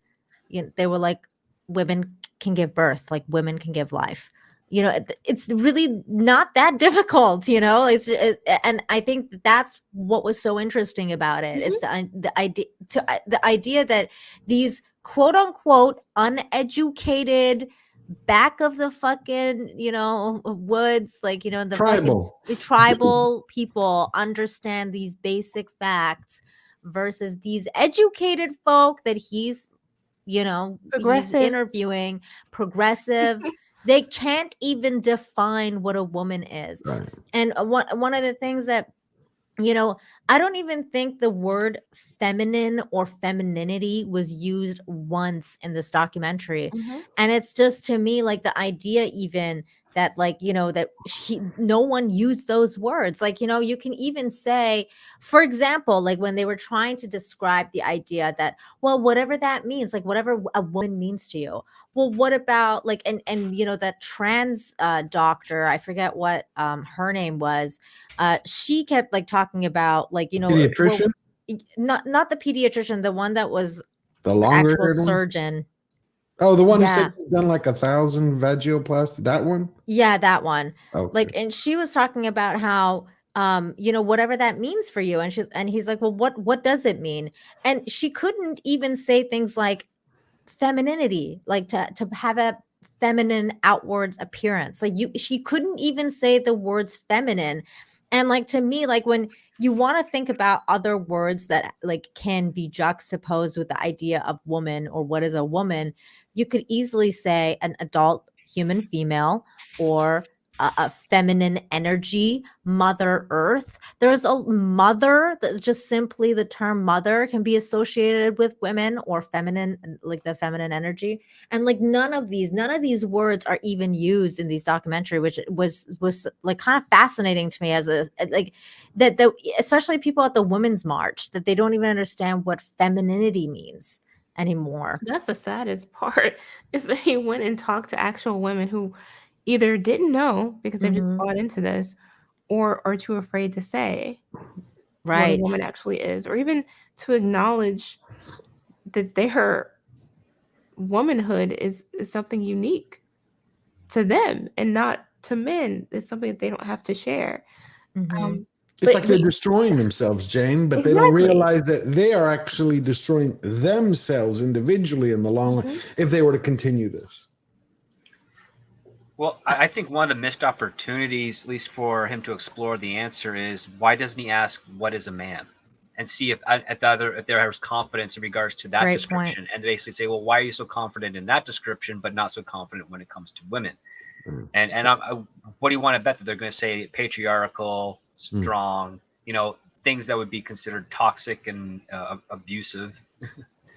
That's actually a really great point, because I thought that a lot of times I thought to myself, if he actually brought up what, like that question of what is a man, most people would probably say the presence of a penis. I think that that's usually the kind of like the go-to. Well, if you have a penis, you're a man. But didn't somebody say like women can have penises too? It's like, Yeah, no. but then that's where he would go to, right? Like he'd be Yep. like, well, then is it a man if they have a penis, but they identify as a woman kind of thing? And that person would then have to kind of be like, like because they have these kind of like secular answers, right? Circular answers, yeah. Yeah, exactly. Like the circular answers where like they just keep going back and forth. This is the person I was talking about, who apparently is a case. surgeon. This is one of the ones doing the surgeries. Yeah, and the youngest person she's done it to is 16 years old. I thought that was so gross. Like, how is that legal? I don't know, because I'm guessing because the parent give consent, because like usually Well, she's also in California, so yeah, parents give consent to anything for their kids over there. Yeah, and usually like for example, like I think it has to also to do with like for example, like the legal age of sex, as long as it's a consensual act and like the parent says it's fine, as long as like the person's 14 or 16. I know in Canada it's 14, but I think it's 16 in the US. They wanted to change it to 14, but I don't think it is. But it's kind of like the same thing. As long as the parent is fine with it, then they can do it. And that's a problem. Yeah, and that's the problem. One day you're going to have all these doctors, besides I hope they end up in jail. They're going to be sued to bejesus and back once all these kids grow up, the ones who've been given these surgeries or hormone blockers, just like they did with Dow Chemical when they had the silicone breast implants. One day there's going to be class action suits. The cigarette companies, which is hysterical, because I remember when those. I remember reading in medical journals that the first implant was actually saline because it was more reliable, but then they ended up scoring a deal with the company that made silicone so that they could make more money. And yeah, it was terrible, terrible stuff. It was basically when the first instinct of a doctor was correct, and then they got exploited by corporate money interests. So like. That's why you have to always have those second opinions.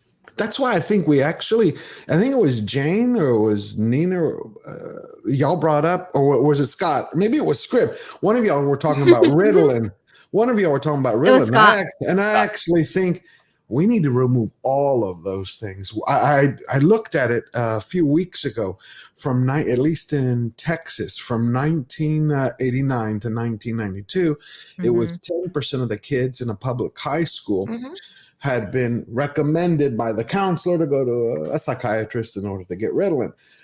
But there's 2,100 pharmacies in the U.S. at that time. And by 94, it was 40% of the kids. I mean, immediately the pharmaceuticals jumped up and were like, yep, you got to do this. You got to give it to them. I think when you look at how much it wires their brain, it's the same thing that they're doing here. Whether we're talking about, whether you're talking about the trends or you're talking about wiring your kid's brain so they need to be addicted to something by the time they hit 18 years old. think about all the issues. Yeah, they because have. I mean that's a big deal, George. And also like that was one of the things that I thought was really interesting about this documentary is that he brought up the idea of how much people are getting paid and how much big Right. pharma is getting paid out of this. Because we kind of like we talked about this, and I don't really want to say it now, but I will a little bit. But we talked about this with regards to like, you know, the thing that we all went through 2 years ago that Yeah, was yeah. you know, and how much people were getting paid to mark that, like the hospitals to put you on a Here is ventilator or whatever. Like doctors and, you know, people like that hospitals get paid. 24,000 a week. It was at one hospital The here that I know of. healthcare It was industry is corrupt. 39,000 to put That you was on a just ventilator. for that. That wasn't the room. That was just for that. 13,000 just to say that you have it. Yeah, I just to know. mark that you have it. But this stuff too, like you become a drug addict essentially for the rest of your life that you have to kind of you know go and get. And then what happens when your insurance runs out and you Oh. don't have that anymore, or like you can't have access. I thought that some of the stuff was really, really sad, like what that one dude was saying about you know his journey and what happened to him and how he And thinks the he amount might of die infections soon. he gets. He You mean gets the girl? infections. Who said he was a girl? No, no, Yes.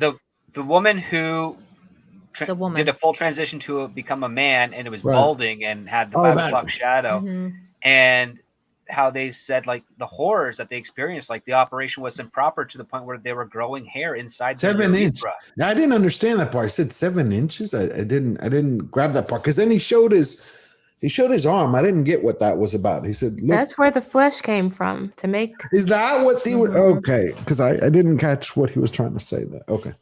Dude, some of the stuff they were talking about was like, I was just like, this is like some Dr. Kevorkian shit. Cause like that one person was talking about how they're like, they're taking the penis tissue to make the vagina now. Like, and it was like, I was like, how the fuck is that So even? did Like, it I was like, smell how do like- you even, it just like, it was just so And weird. the thing is, it has to. We probably shouldn't even discuss it, but Yeah, we should. it's not. That has to be maintained as well, or it'll close. Oh my What do you mean? God. They have Like- to It'll just be they'll turn into a Barbie doll type of thing. Yeah. Right. really. Like I'm guessing like kind of like a piercing, right, Jane? Like if you Right. don't use it like enough, it's basically gonna. a piercing. So they Yeah. have So to. well, you got to put like a clothespin in there or something. Oh, you're talking about like like eggplant. that. I Moving Well, I on, don't moving know. I have no on idea. from I didn't know that. that, It's like It's something to research after. yeah, just Okay. research on your own time, and let's not talk about Homework. it anymore. I love uh, Jane. Yeah, but this guy here was just really fascinating. This person, their journey was completely just it left me speechless. I was like, and this is one of the things that they said that we can talk about is the idea of like how many people end up committing suicide within the 5 to 7 years afterwards. And I think that's part of the reason that they don't have a lot of extended research on this fact, because a lot of these people end up ending themselves. So and that in itself should be the result, right? Like that in itself should be something that goes into consideration when you're looking at these type of things. And then another thing that the person that they were talking about with Matt was the whole idea that the people were being gaslighted, like the parents are being gaslighted and they're being told things like, well, it's better to have like, one dead son or a live daughter than a dead son, and to just have them, just do it because your kid's going to kill themselves if you don't do it. And I think that's just it's a really sad state of affairs if we're really thinking that we're going to do this drastic thing in order to stop a kid from ending themselves, but we don't actually know if doing that thing will result in ending themselves. So And the thing is, they talk about that. They talk about how a lot of these kids who have those inclinations had them before they even thought about gender. That's right. That's not the source of the problem. Yeah. And I mean, I talk about that kind of stuff all the time with regards to like mental illness and like how important it is to kind of get to the bottom of that. I've been like, I've been even talking about that with regards to like gun violence and how, gun violence is such a big prominent thing in the US, especially when it comes to like school acts of violence, and how most of the time that's all related to mental illness. Like, a lot of this times it has to do with mental illness, and it doesn't necessarily have to do with being put on medication, even, because a lot of times people are like, well, these kids should be on medication. And it's like, well, we're talking about, George, earlier about how putting these kids on medications actually doing a disservice to them too, because sometimes they just need to talk to someone and not necessarily a gender affirming therapist. Right. If more therapists were like legit therapists, like let's say, Dr. Peterson, or like actual therapists, when they're like sitting there and talking to them and not affirming their craziness, like not affirming their You don't go to doctors to get affirmation. You go there Exactly. to get questions answered. diagnoses. I You're like what going he there. said. I like that he said that. That was just direct. That kind of stuff, like, I just don't understand within our world anymore. That's the stuff that really makes me think, like, we're really in this bizarro realm Right. where we can't trust certain sources, like therapists, like doctors, like education professors.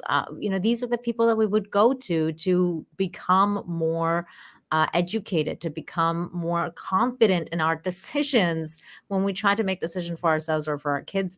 And that, It's I part think, of the overall distraction when it comes to our economy. Like, the reason so many parents, especially of the generation that's the age majority now, failed in a sense to have them behave this way, is because they were so distracted by the pursuit of success or by trying to get out of debt. It's basically how many kids grew up in it where both parents worked, and they were not necessarily even latchkey kids. They were just they had maybe tons of babysitters or maybe other relatives or grandparents that took care of them, or at least addressed problems that were in there. But again, like, my grandmother tried to address one problem at school. She was not capable of doing that. She was old and feeble and stupid.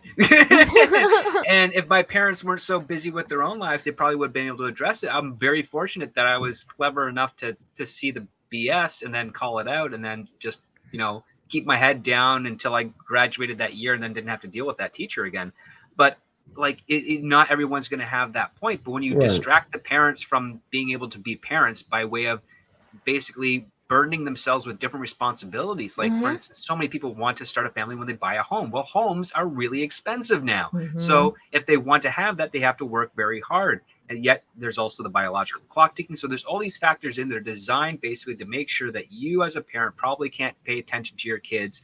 So you are stuck relying on teachers to essentially do 60 to 70% of the raising and educating of your children, and you pick up and shape what you can when you can. But because they're so distracted, they can't pay attention to these very teachers when they're doing this type of crap. And as a result, they get away from it. And it's really kind of designed to have a very dangerous argument, which is that you want the parents to say, you know what, fine, we'll homeschool. Well, guess what? How many parents with their current average education are going to be capable of actually giving their child the best education they possibly can as a homeschool? You're going to see an intellectual and educational decline. What you really have to do is you have to be like those parents you see on TikTok and YouTube and Twitter, who are going to board meetings, who are going to the council and calling out those people, because that's how you actually have change and save your kids and allow yourselves to get the education and open their minds to things that you might not be capable of teaching yourself. Like, if your kid's into science and they want to do stuff about, like, Saturn V, the dawn of NASA, and the space age program, are you capable of actually properly researching and educating that yourself, compared to a science teacher who's probably spent 13 years of their high school and college life learning about this stuff and histories and knowing all the best means of research and understanding? Like, Google has a semantic program that's pretty good, but we've seen how corrupted it can be, because you can type in "can men" and its auto search will be "get pregnant." So yeah, you have to have an actual authority figure. You have to have parents being a bit more active in there, and you also have to have them be a bit more civic minded, because this doesn't come from you just taking your kid out of school, because you are not prepared for that, no matter how much you think you are. But you know what? Don't you think it's go Jane? No, I was just gonna say, I think that's one of the great things to come out of 2020 was that parents were home with their children Yep. and observed what they were being taught. Mm-hmm. And I think that's why you're seeing so many parents rising up right now against this curriculum and against how their kids are being educated and paying more attention to what these teachers are doing. Because for the first time, they weren't working. Everybody was stuck Yeah. at home. And They so you had got to the see it. luxury of time and communication, and then they got shocked when they're like, my attention is not focused on work at this moment right now, so I'm not Mhm. distracted or worried about that. And all of a sudden, I see every single problem I never would have noticed because I was too preoccupied with the stress of work or whatever I was doing there. And that was probably something unforeseeable That was the when best. this happened. That was the silver lining. Nick says it in the chat. That was the silver lining of Koof. I don't like. I mean, I somewhat agree with you, Script Doctor, but I somewhat don't agree with you because I think that the meaning like I think that right now, like if I was to have a kid right now, I would homeschool them, or I would like not just homeschool, like the I Well, you would have do alternate kinds now where parents are getting together and there Yeah. are educated teachers who have common sense. yeah, Who are- like who are or like handling the the education. tutoring, but like you know, kind of like you have the what was it called the Well, there's my friend who does private tutoring because he doesn't like the curriculum in Canada, but he's fully like he was educated as a teacher. He knows all the But facilities for it. He just disagreed with the curriculum because he's like, I'm not teaching Is that what it those is? things. It's pod learning I'm thinking of. Like right, it's like exactly. those kind of like groups where there's a tutor, but there's like 6, 7 Which students with like is different essentially parents. the type of education system you had in the frontiers of the and in ancient West. Greece, Well, in ancient Greece, but in the frontiers of basically once you got further west of New York and Philadelphia, you had the rural areas that were developing. You had basically parent mothers essentially getting together and forming their own kind of amateur school to help with their kids, sharing the knowledge that they had, and eventually just kind of grew and built from that. So if anything, you'd be creating an alternative system, which again, the alternative will always become the mainstream if it gets popular enough, and it always does usually. But- They try to with charter schools too. well, don't you think though? Even if you Charter take, schools, let's say if you take Script not the dumbest. I don't want to level it on smarts. Like you just take someone who you take a parent who isn't trained to be a teacher, but they're motivated, and you wouldn't think that their worst instruction isn't better than what's being taught currently today in like a public school. Like Well, even I'll if they put it could to you just teach this them how way. to critically think or reason would be the most important. No. Well, if a parent knows how to do that, I will say Wow. this: on the Hollywood side of things and on the independent film side of things, the vast majority of people who I know that are directors and producers are homeschooled, and they're the ones touting the very thing that you do not like. Wow. But see, that's the thing, Script Doctor, because I think that that's the part that I disagree with you, because when you say like you need that authoritative figure that kind of knows what they're doing, I feel like these are the authoritative figure. Look at this lady. She's the MD. She's the authoritative figure in Well, this. she And has. she went to school. She does, but the thing is that the authoritative figure doesn't just come from the training; it comes from the conviction of being able to accurately answer any question they're given. And all these people that Mr. Walsh is interviewing can't, and that's how Right. you distinguish between an authority figure and basically a pseudo-authority figure. And, Right. and that's kind of the issues that you have at hand. And the reason why I'm not against homeschooling, but I always have cautions for it, is because you have a singular voice dictating education to a child, and probably not being able to have the silver tongue as some other people do with regards to new ideas. And as a result, that kid is going to be incredibly susceptible to these types of arguments that you're getting from this Michelle Forcier ID.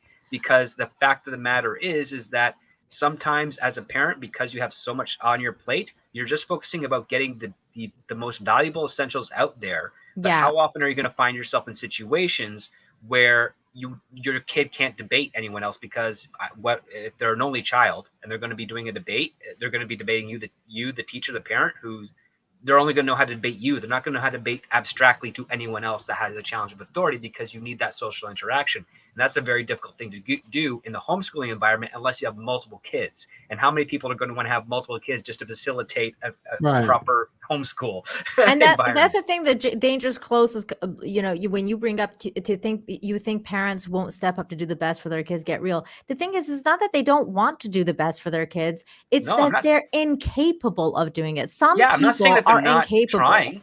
Yeah, It's just the fact that if your kid wants to study the details of physics to get into a program at exactly. university for physics, you are not going to Exactly. be the best person to do that. But if you can Right. find someone, that's going to be you making up for it. But Exactly. the fact of the matter is that like if you want to homeschool up to high school is where I was introduced to physics. My Mhm. dad was the only other person who knew how to do that because he went to high school to learn physics and then went to university to learn physics.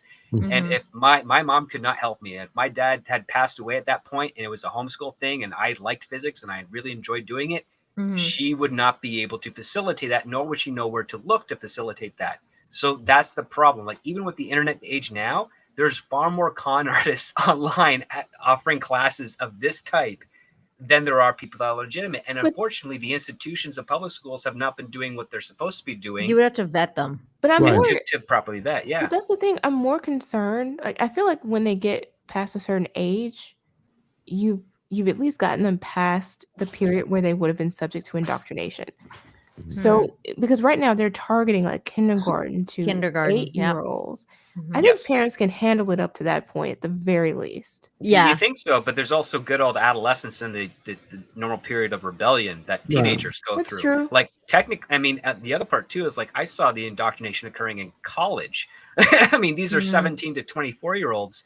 It's like there's really just no secure age to do that unless you're able to teach a very strong sense of critical thinking, which again, it's very difficult to do on a one-on-one basis. It's usually more valuable when you're in a classroom when you have people because you have different points of view, different backgrounds, different experiences that are coming to the front to challenge any type of preconceived notion, and that is very difficult. That's why I mean, I remember the documentaries about the homeschooling purely just for with regards to creationism Mhm. and how the parents that were teaching creationism and they could not answer the counterpoint of the fact of like evolution. Like they say, well, there's still a missing link. It's like, well, that's fair, but we see Mhm. enough of a pattern from this and enough of the history. We know the dates of these are very, very old and predate the 4,000 years when the Earth was supposedly created. Perspective of that, but they just say no, that's the devil's work. It's like no, you're doing the exact same argument that we're seeing here, and that Matt Walsh is asking with the what is a woman. You're diverging against what is being sought after as fact and reality, and that's kind of the issue at hand. I mean, Mhm. the same thing can be true with. So let's say we have this "What Is a Woman" documentary. Let's say Matt Walsh does another thing, says "What is a Christian," and he Hmm. goes to a whole bunch of people who say I identify as Christian, yet their behavior reflects nothing of that. I mean that, and they're able to expose that behavior. And they can't describe what a Christian is. And then they can't describe what a Christian is, or they do describe something adjacent to a Christian, but it's not something that they can live up to.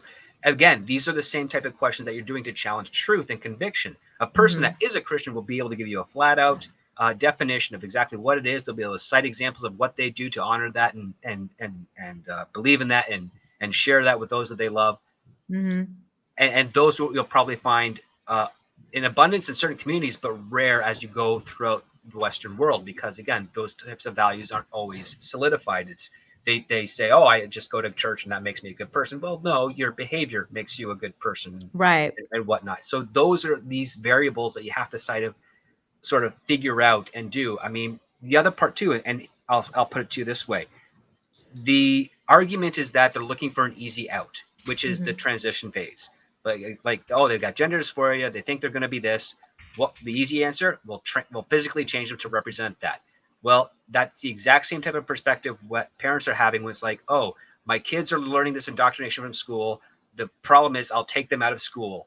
It's like, no, that's not the root of the problem. The root of the problem is the people communicating this bad ideology. It's just like a tumor. You get rid of the tumor, you don't cut off the limb, or you don't cut off the nose to spite your face. You know what's the craziest thing, Script Doctor? It kind of makes me think about like natives and how traditionally like natives were taught that they shouldn't even cut the hair because they feel like they will lose power, especially in men. Like you're kind of like the same thing as like the samurai, like having long hair is traditionally known to be associated with power. And it's that was one of the things that like the white man would do to the natives, cut off their hair.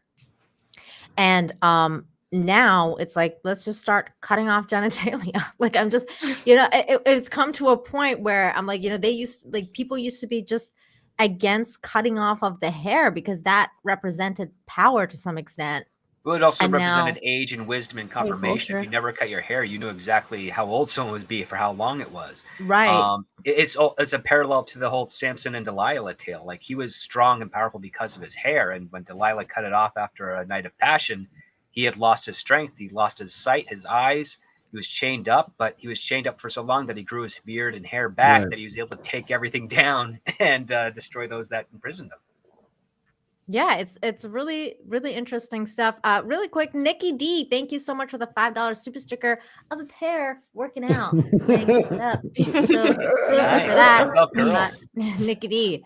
But see, that's the thing too. It's you see this push to basically attack parents mhm. because they know that a lot of parents, once they find out about this, would be against it and would take some sort of action, whether it's going to their Right. school board, whether it's forming the pod schools, homeschooling, or charter schools, or whatever. Like, they know there would be a reaction. So what they're trying to do now is turn it against parents. And I would not be surprised if in some of the more liberal states you start seeing laws passed They're where trying now. parents who challenge it have their kids taken from them. They're trying to make also homeschooling illegal in the U.S. because ever since the beer bug, we've had and someone correct me. Sure. We had an extra 2.5 million students since then are now being homeschooled. It was like 3 million. It's now around almost 6 million. And remember, the public schools in the U.S. get anywhere from 14 to 17,500 per student. Well, that's the other part too that I think It's is the money it goes tied down to to the regional tax code, which is that you buy a piece of property, your property taxes go to public schools, regardless if you have children. Which is like, no, that doesn't seem how it works. I mean, that's not how it should work. The No, other it part shouldn't. too, and maybe not many people know this, is that you can't just homeschool your kids. You actually have to reach out to the local board of education or ministry of education and get the curriculum that they will be tested to certify that they actually know what they're being taught, because you'll eventually have to send that kid to a school to take a final exam. Right. Yeah, they have to take a test so they can make sure that they're at the same learning level The as same the other learning kids. level and everything like that, Mhm. basically an equivalency exam. And those exams are very important because that allows those kids that do well on those exams to use that as paperwork and part of their transcript to go to really prestigious colleges and schools, where you do have many students homeschooled that are homeschooled well, that are able to achieve that. But the fact of the matter is that I'm seeing and hearing a lot of people aren't even doing that anymore. They're just keeping it home and doing whatever and hoping that eventually they'll get there. In fact, one of the directors I know, in Canada, we do not use the term high school. We use secondary school. And his mother printed off like basically a paint program image of a high school equivalency diploma. And it says that. And it's not legitimate because there's no such thing as a high school in Canada. We use secondary school. We have primary school or grammar school, secondary education, post-secondary education, graduate school, so forth. So the funny thing is that the reason this director, I know, became a director is, one, he loved movies, but every time he tried to apply for a job and he would say high school equivalency diploma and they would ask for proof of it because he said he's homeschool, they would reject him because they told him to his face, this is not legitimate. This is created basically, and what he ends up finding out, and I ended up meeting other people in this because it was part of a weird community way out in the rural area of Northern Ontario, is that a lot of parents just assume that they can homeschool their kids and not actually get the validation of the education for them. And that basically they just live on out in those areas. They work on very slow farms, family businesses, and whatnot that are good for them for their future. But any of them that have left do not do well here. In fact, I was even encouraging him, because we were friends at a time before he went kind of nuts in SJWE, to encouraging him, like, he can take the exam. It's free. You just go to the high school, you take the exam, they do it for you, and you're good to go. And he refused to do that. And I don't understand why anyone who would be confident enough in their homeschool education would ever refuse that, unless, of course, they had doubts about how well they were educated. And if they were so easily indoctrinated by SJW politics at the age of 23, then yeah, you're not. Again, these are the things that you as a parent, if you're considering homeschool, have to take into account. All I'm saying is, if I see when I see headlines of like this, I'm Yeah. like, Yeah, yeah, come you on, gotta yeah. homeschool your kids at this point. Like it's just like, you know, over 200K being spent on drag queen shows at NYC schools. I mean, look, I would say just sue the school because it's misappropriation of tax dollars because they have to validate how is this educational. We just had this in Harris County. Just happened. A father went to the local school board. He spoke because a child was taken to a drag show by the teacher. By the teacher into a bar, which it's not allowed if you're under 21. And the father went to the school board like, okay, we didn't know. And he had the pictures and he documented, and then Libs of TikTok put it all over their page. And how do you word the permission slip for that, really? And he's like, he didn't sign it. That's what he was saying. He's like he that's signed it for a unreal. field trip. It's not a bar and not a drag show. No, Yeah. that was a bar. Real quick, Kai, thank you so much for the $10. Kai FS says the doctor who first came out in support of switching kids is now against. Teen been on blockers all puberty and had a micropene. They'd have to use a butthole skin to make a vag that'll forever smell like poo. Ew, Kai. Ugh. That's so gross. Would that be Wow. called like a vagisphincter or something? I don't know, but I can't believe you That's even a put those hole. words on that super chat. Sphinctina? It's a hole. All I know Sphinctina? A is sphincter? Sphinctina. You can never experience being a duck just by quacking. Oh It's my just- God. I mean, you just Scott can't. McKenzie, thank you so much for the $5. And you didn't say anything, so thank you for Oh. supporting the channel. Zelina, thank you so much for the $9.99. It says, I was very offended by the teachers saying parents couldn't be teachers because they aren't educated. I have a bachelor's degree. Is that bachelor's degree? Bachelor Along Bachelor of Science degree along with Bachelor of Science. I'm along pretty with sure it's millions of bachelor. parents. If not, it's probably from Berkeley. There is a bullshitting course over there. Oh, come on. The BS degree. Plus, some some homeschool programs are advanced now.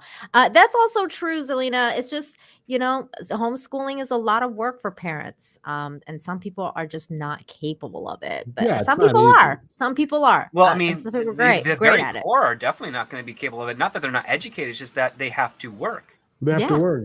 They have to Like, work. They that's have to just feed it. their They don't have family. time. Yeah. And then I really like this as well. Craft Cute says a lot of communities have homeschooling co-ops where the education is shared among parents who have skills in different areas, and that's kind of like what Nick Ricada talks about. He does the co-op homeschooling as well, and he teaches like the kids about, you know, law and whatever because he knows law and things like that. And like economics, you know, things like that. Things you're strong in. You're strong suit. But this is Selena related confirmed to that that. it was a computer science degree. Sorry. Related to that is like the rise of the charters even before all of this. I mean, a lot of that was driven by parents who were not happy with the indoctrination that was happening in the schools, the misinformation for generations that had been happening in the schools. And they wanted to create an alternative where they would actually get their kids the opportunity to have well-rounded educations. Yes. Yeah. The only problem is that I know a lot of wealthy individuals and some celebrities that have co-financed charter schools and have basically been stealing money from them. Well, they got Oh, hijacked God. like everything Yeah, else. and that's the thing. Yeah, Like, they're being hijacked. You're right, and that's why I And- say you got to vet like whoever, like whether you're, you know, getting a tutor, whether you're getting, you know, whoever it is that you're welcoming into your home and into your kids' lives, you have to vet them because you don't know this person. Like at the end of the day, that person could be a pedo as well. Like, you know, so you know, you got to vet them. You got to spend time with them, and these things take time and energy and Trust no one.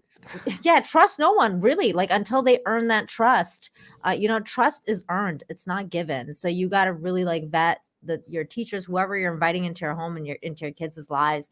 And it's always a risk, but you know what else are you going to do at this point when they're giving $200,000 for, you know, that kind of stuff, you know, you got to make that investment at this point, I think. I mean, everybody's up to you what you want to do, but I think in the documentary, you're right, but I think we need to follow the example of that woman who went to the spa.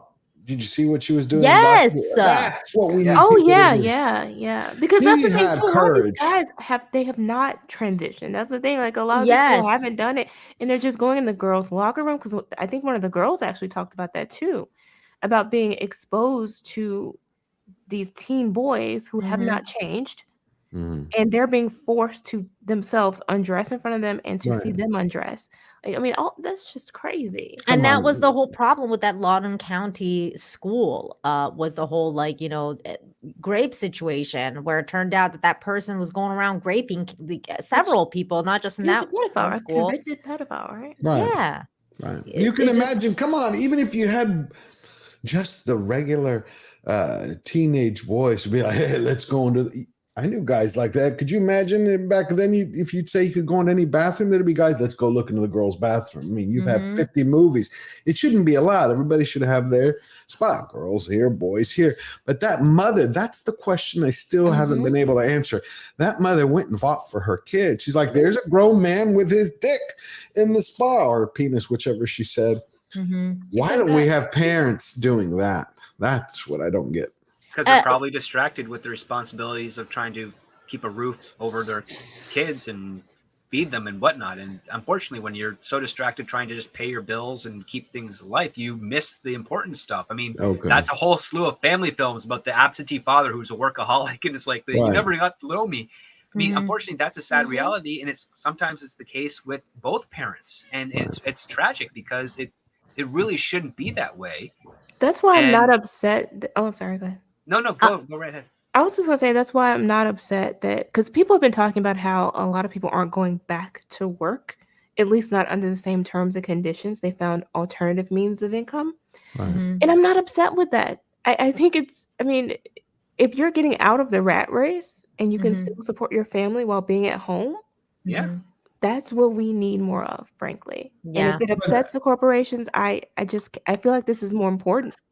Aren't you worried though that they're being set up so they could take one day so they could get used to it? I always felt like that was a way to start getting people used to giving a government check each month, so Oh they no, Mhm. would because let the they're getting government their do whatever they want. That's what I'm because talking.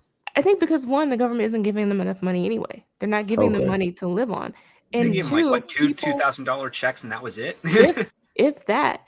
But the other thing is that 700. people are actually like during that time they've discovered passions that they can monetize. You know, people got online and start making money. You even I mean, there are That friends of stuff's mine good. who've decided to relocate out of Mhm. America entirely. Like people are changing their lives to better sort of prioritize And you get their this families. incredible advantage, which is the fact that you don't have like it. I know some people that work from home who used to work into the office and they work better at home because they don't have interruptions from their manager or boss Mm. hitting them with BS. So if anything, they get emails or texts which they can ignore and go back to work. And the Mhm. other part too is they don't have stress over the commute times to getting into there. They don't have to take breaks on the same type of scheduled. Like it's a lack of control and more autonomy that allows them to get the work that they want to done. Like my friend, he used to work into his office. He doesn't anymore. He used to have to get up at 6 a.m. every morning to get to work for 9. Mm. Now he starts work at 10 and finishes at around like 6:30, and he's way more productive now. And his boss hates the fact that he's not in the office, but he can't do anything with him because he's getting all these amazing results with his new work schedule. Wow. Like he does not start at 9 a.m. like everybody else. He starts an hour later because he likes to sleep in. But he works an Mhm. hour later because everything is still operational after the 5 o'clock Mhm. closing time. So it doesn't matter at that point, and it's really and it helps him out a lot, especially with his family that's now growing. So Mhm. I part of me thinks that a lot of these larger corporations that don't like people going to the office is basically saying we're losing an ability to control our employees on a way that's outside of what we're paying them to do. Right. And Mm. they should That lose some control for a change. that's interesting. Kingsport Cal says I practically raised myself, and it kind of made me think about something in my past as well. Because again, like I was a single child, and I somewhat raised myself to in a way. But some of the stuff that really did help was TV, and I feel like TV raised me to some extent. The Being because Simpsons raised you. the Simpsons raised the Simpsons, like certain shows did raise me. And Full House, I was one of those kids. Sailor Moon, I was very impressionable, and TV really really helped. And that was one of the part of the documentary that I really thought was interesting too, was this guy here called Carl Truman, who was talking about the idea of how all of this is becoming a fad now, and how this is affecting what you were saying earlier, Jane, culture, and some of the stuff that you're covering on your channel, and how it's reflecting onto the things that we love, and that we're watching. So now, even when you're watching TV, or whatever, you're being bombarded by this stuff, whether you like it or not. It's just Can't kind of escape like, it. go ahead, Jane. Sorry. You can't escape it. It's everywhere now. Because the thing is, especially when it comes to children, we talk about or we laugh at when they say that representation matters. Like we take it as kind of a joke, but I think that's is coming from an adult perspective. The reality is kids are impressionable, and what they're exposed to, they absorb. Yep. They're So- like They're sponges. sponges. That's why they want to get the kids. That's why they Exactly. want to get the kids. And that's why you should always show your children the Adam West Batman series when they're young and impressionable. Yes. That will solidify a lot of moral fiber into them before they without even realizing it. I was like obeying Gilligan's the rules of Island. the road. Oh my God, respecting strangers. Yeah, that's a great point. There's Yeah. a lot of really good, like I talk about that with Mr. Rogers. Mr. Rogers taught Oh, me God, so yeah. much stuff about like family values Exactly. and just holistic family values, human values, empathy. Those are the things that really matter. And like just watch those old shows again, and teach your Look at kids the Sesame same things Street we were then taught. versus now. Oh, I love Sesame Street, baby. I like Back the in the Friendly day. Giant. That was a great show. Friendly Giant was great. Some of the stuff was really, really good. Reading Rainbow, a lot of good stuff. Scott McKenzie, this is a really good point as well. Everybody should watch Carrie Smith talk at Georgetown, Texas City Council meeting. She did great. I watched that; it was really good. But also not just that, Carrie does a lot of good work, and she also talks to a lot of detransitioners. So if you guys are really interested in that kind of stuff and those kind of discussions, definitely check out Carrie Smith's new channel. It's Deprogram with Carrie Smith. I'll actually put the channel in the chat right now, so you guys can check it out, because she does talk to detransitioners, and I think that some of those conversations are really, really fascinating. Yeah, if I had kids, they would only watch stuff until about the 90s. Yes, That's I about agree. it. like I would say like 2000s, because like Early 2000s. yeah, early 2000s, because like 90s, you're still talking like Full House, you're still talking Fresh Prince. I think Full House is not really the greatest thing to show a kid. Why? There was it was good. It talked about empathy and love, and like It was kind of patronizing to children. it wasn't. It was fun. What about the Brady Bunch? I love the Brady Bunch in Gilligan's Island. Brady Bunch, Gilligan's Why not? Island, Columbo episodes. Columbo's Oh, great. Columbo, yeah. Okay. Quincy was a show. My grandparents loved this show called Quincy that I caught once in a while. Yeah, Quincy MD. Man, that's a great mystery Quincy's medical show. great. Okay. I think we've talked about this topic enough. I'm done. Do you guys have anything else you want to add? No, other than I mean, I do want to make fun of one thing, because it's the in between the interviews when he's doing his like map stuff and he's talking with his family at home. That is poorly done. That needed some real direction. I mean, the funniest thing that made me burst out loud laughing is he's walking to university and they're running in slow motion. But because I work in film, I know he's literally physically walking in slow motion as well. That's Like, funny. It's hysterical, because it's like, dude, just walk to the thing. I thought that was the comedy part. I thought that was intentional. Yeah, I thought that was intentional too. It was hard to gauge because the tone of it was so back and forth. Like, he didn't break the ice with a comedic something tongue-in-cheek first and then build up to that and then switch in. Like, the comedic edit that I really found was when that professor was just talking on and on. He kept on time cutting and blending over the... That was funny. That was brilliantly funny. It's like, okay, I get. That's awesome. But him standing in like what seemed like a The Women's garage March? with like a board of string and all that stuff, and look, I'm like, dude, come on, Yeah. man. Like, this is not America's Most Wanted. Right, Sherlock Like, Holmes. if you want Yeah. fun with it, have fun with it, but don't go this direction. Come on. I think he was trying to have fun with it, but it kind of got lost in translation because it was like, this is such a serious topic. So you're going from it being like so serious to it being like just completely ridiculous. And it's kind of like belittling how serious the topic is. I thought it was straight humor. Like, it was. I think it just didn't match the earnest tone of his questions. That's what yeah. I'm I could see that, but I mean, I didn't mind it overall. Like, I thought he did okay. No, that was okay. Like, I mean, the stuff where he's going to the women's march, like, that's serious and also comedic at the same time, and it's really well balanced. It's just when he's at home and he's sitting on the sofa and he's watching his kids and they're doing that slow dramatic stuff like it's a Hallmark movie. I'm like, dude, this is not the tone. Like, you're trying to be empathetic, but it's completely fake. I can tell how fake it is.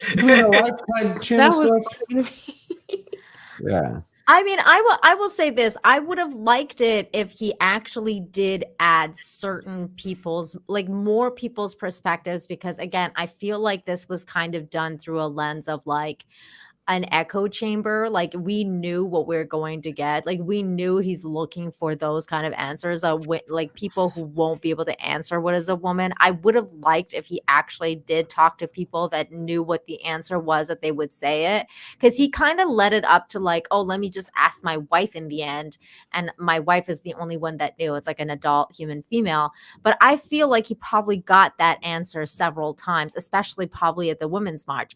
I think that kind of stuff was a little bit skewed to make it so that, like, you know, that people are so crazy. I don't think they're that crazy. I think that this is, I really don't. We should all try it. Because a lot of people, you know, they don't know about this stuff. I sometimes have to remind myself that many people don't watch every bit of news, whether it's pop culture or it's what's going on outside of film or television. I talked to a lot of people about this documentary, and they were like, I didn't know that was going on. I thought it was just in like California. Did you ask them the question though? No, I didn't ask them that because I know what their answer would be. But that's a good point. We should do that. But when I was telling them, they're like, you mean it's really everywhere? I mean, they didn't know a lot about this. You mean doctors are doing this? I thought it's just some nutcase in the paper or on Entertainment Tonight or on Dr. You know, that's the only thing I would say is that many people are ignorant about what's going on because they're worried about the $6 gasoline. And but George, even if George and Carl, Carl says they don't really have the answer. He showed that on the Dr. Phil show. I don't believe that. I don't believe that, because the people he was talking to on the Dr. Phil show are 2 transgender individuals and 1 person that was in the movement as well. So of course they're not going to like be able to answer the question. But when you're asking normal people on the street, every day, that's what you mean. You mean every day? Okay. Normal well, we should do understand. that. Normal people know what a woman is. Okay, like I refuse to believe that normal people, everyday people, I agree with you. They know what it is. I think, are they afraid to state it? That's the difference. But I think that this the documentary, I think it was for perhaps it was for conservatives, but a lot of conservatives, like you said, George, they don't know. People don't necessarily know this is happening because they do have other concerns. Right. So this exposes those who had no idea. Because I was even shocked by the physicians. Yeah, I was shocked too. I couldn't believe this was real. I was like, are these people real? Like, am I being trolled watching this? I thought at first, but I've read too much. Like, if you've spent an hour just once in a week going to libs of TikTok, you'll be like, yeah, this is nothing. Yeah, I know exactly, George. I was like, that's what I kept thinking about. Sense. Sorry, go ahead, Jane. No, I was gonna say you expect doctors to have better sense, though. Right. Yeah, you would. But see, again, you would. But then the last 2 years taught me you won't, because when I hear about like Dr. Fauci talk about certain things, I'm like, this guy's a doctor. Like, I'm supposed to trust this dude. That's okay. That's another day. That's another day. George, I know you wanted to leave. Do you want to wait until I read this? No, I'm ready. Yeah. Okay. Yeah. Nikki D for 5 says the majority of the universities here in the U.S. are infested with professors teaching this Marxist ideology. What can be done to offset this issue? This is why we were talking about the Well- homeschooling factor. Well, the thing that's the difference because the university is not part of the public education system. Essentially, it's a private institution. You don't actually have to go to university to succeed in. Oh, then just after don't that. go. There you go. Yeah, you can just don't go. I mean, that's it. When it comes to like the basic needs of like grammar Yeah. school or public education, like I'm not disputing the fact that the parent won't step up. I think they will. The problem is that they're undergoing a challenge that they might not be prepared for, and two Mhm. is going to be on top of all the other responsibilities that they have as an adult. Mm. And that's a very difficult thing to manage. They can go to school in other countries though. Like I mean, because we do need people to still be doctors, lawyers, engineers, and all of these things. If your university is a problem, or your entire university system for that matter, then look at other universities in other places. That, Jane, and also I feel like at this point in time you shouldn't go to university unless you have to go for a certain thing. Like if you're going to doctorate. become a lawyer and you're doing a specific trade and you have to go to law school, or B, you need to go like become a med school. Like, certain things that you have to go to get the certificate that you need to go to. Sure. Or have access to cadavers to work on because right, but if you're going to be a doctor, you need that.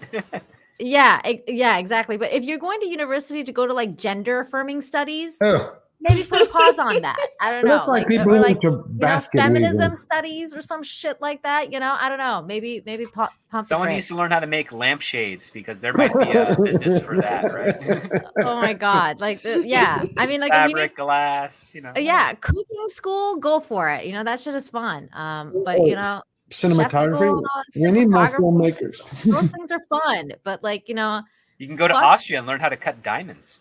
There you go. That's cool. See, that's cool. But fuck gender studies and any of that other kind of bullshit. But everybody, thank you so much for joining me. This was an amazing panel, Jane. Thanks for convincing me to do it. I'm glad you did it. Yeah, it was really fun. It was really fun to talk about all this stuff with you guys. Hopefully it won't get canceled.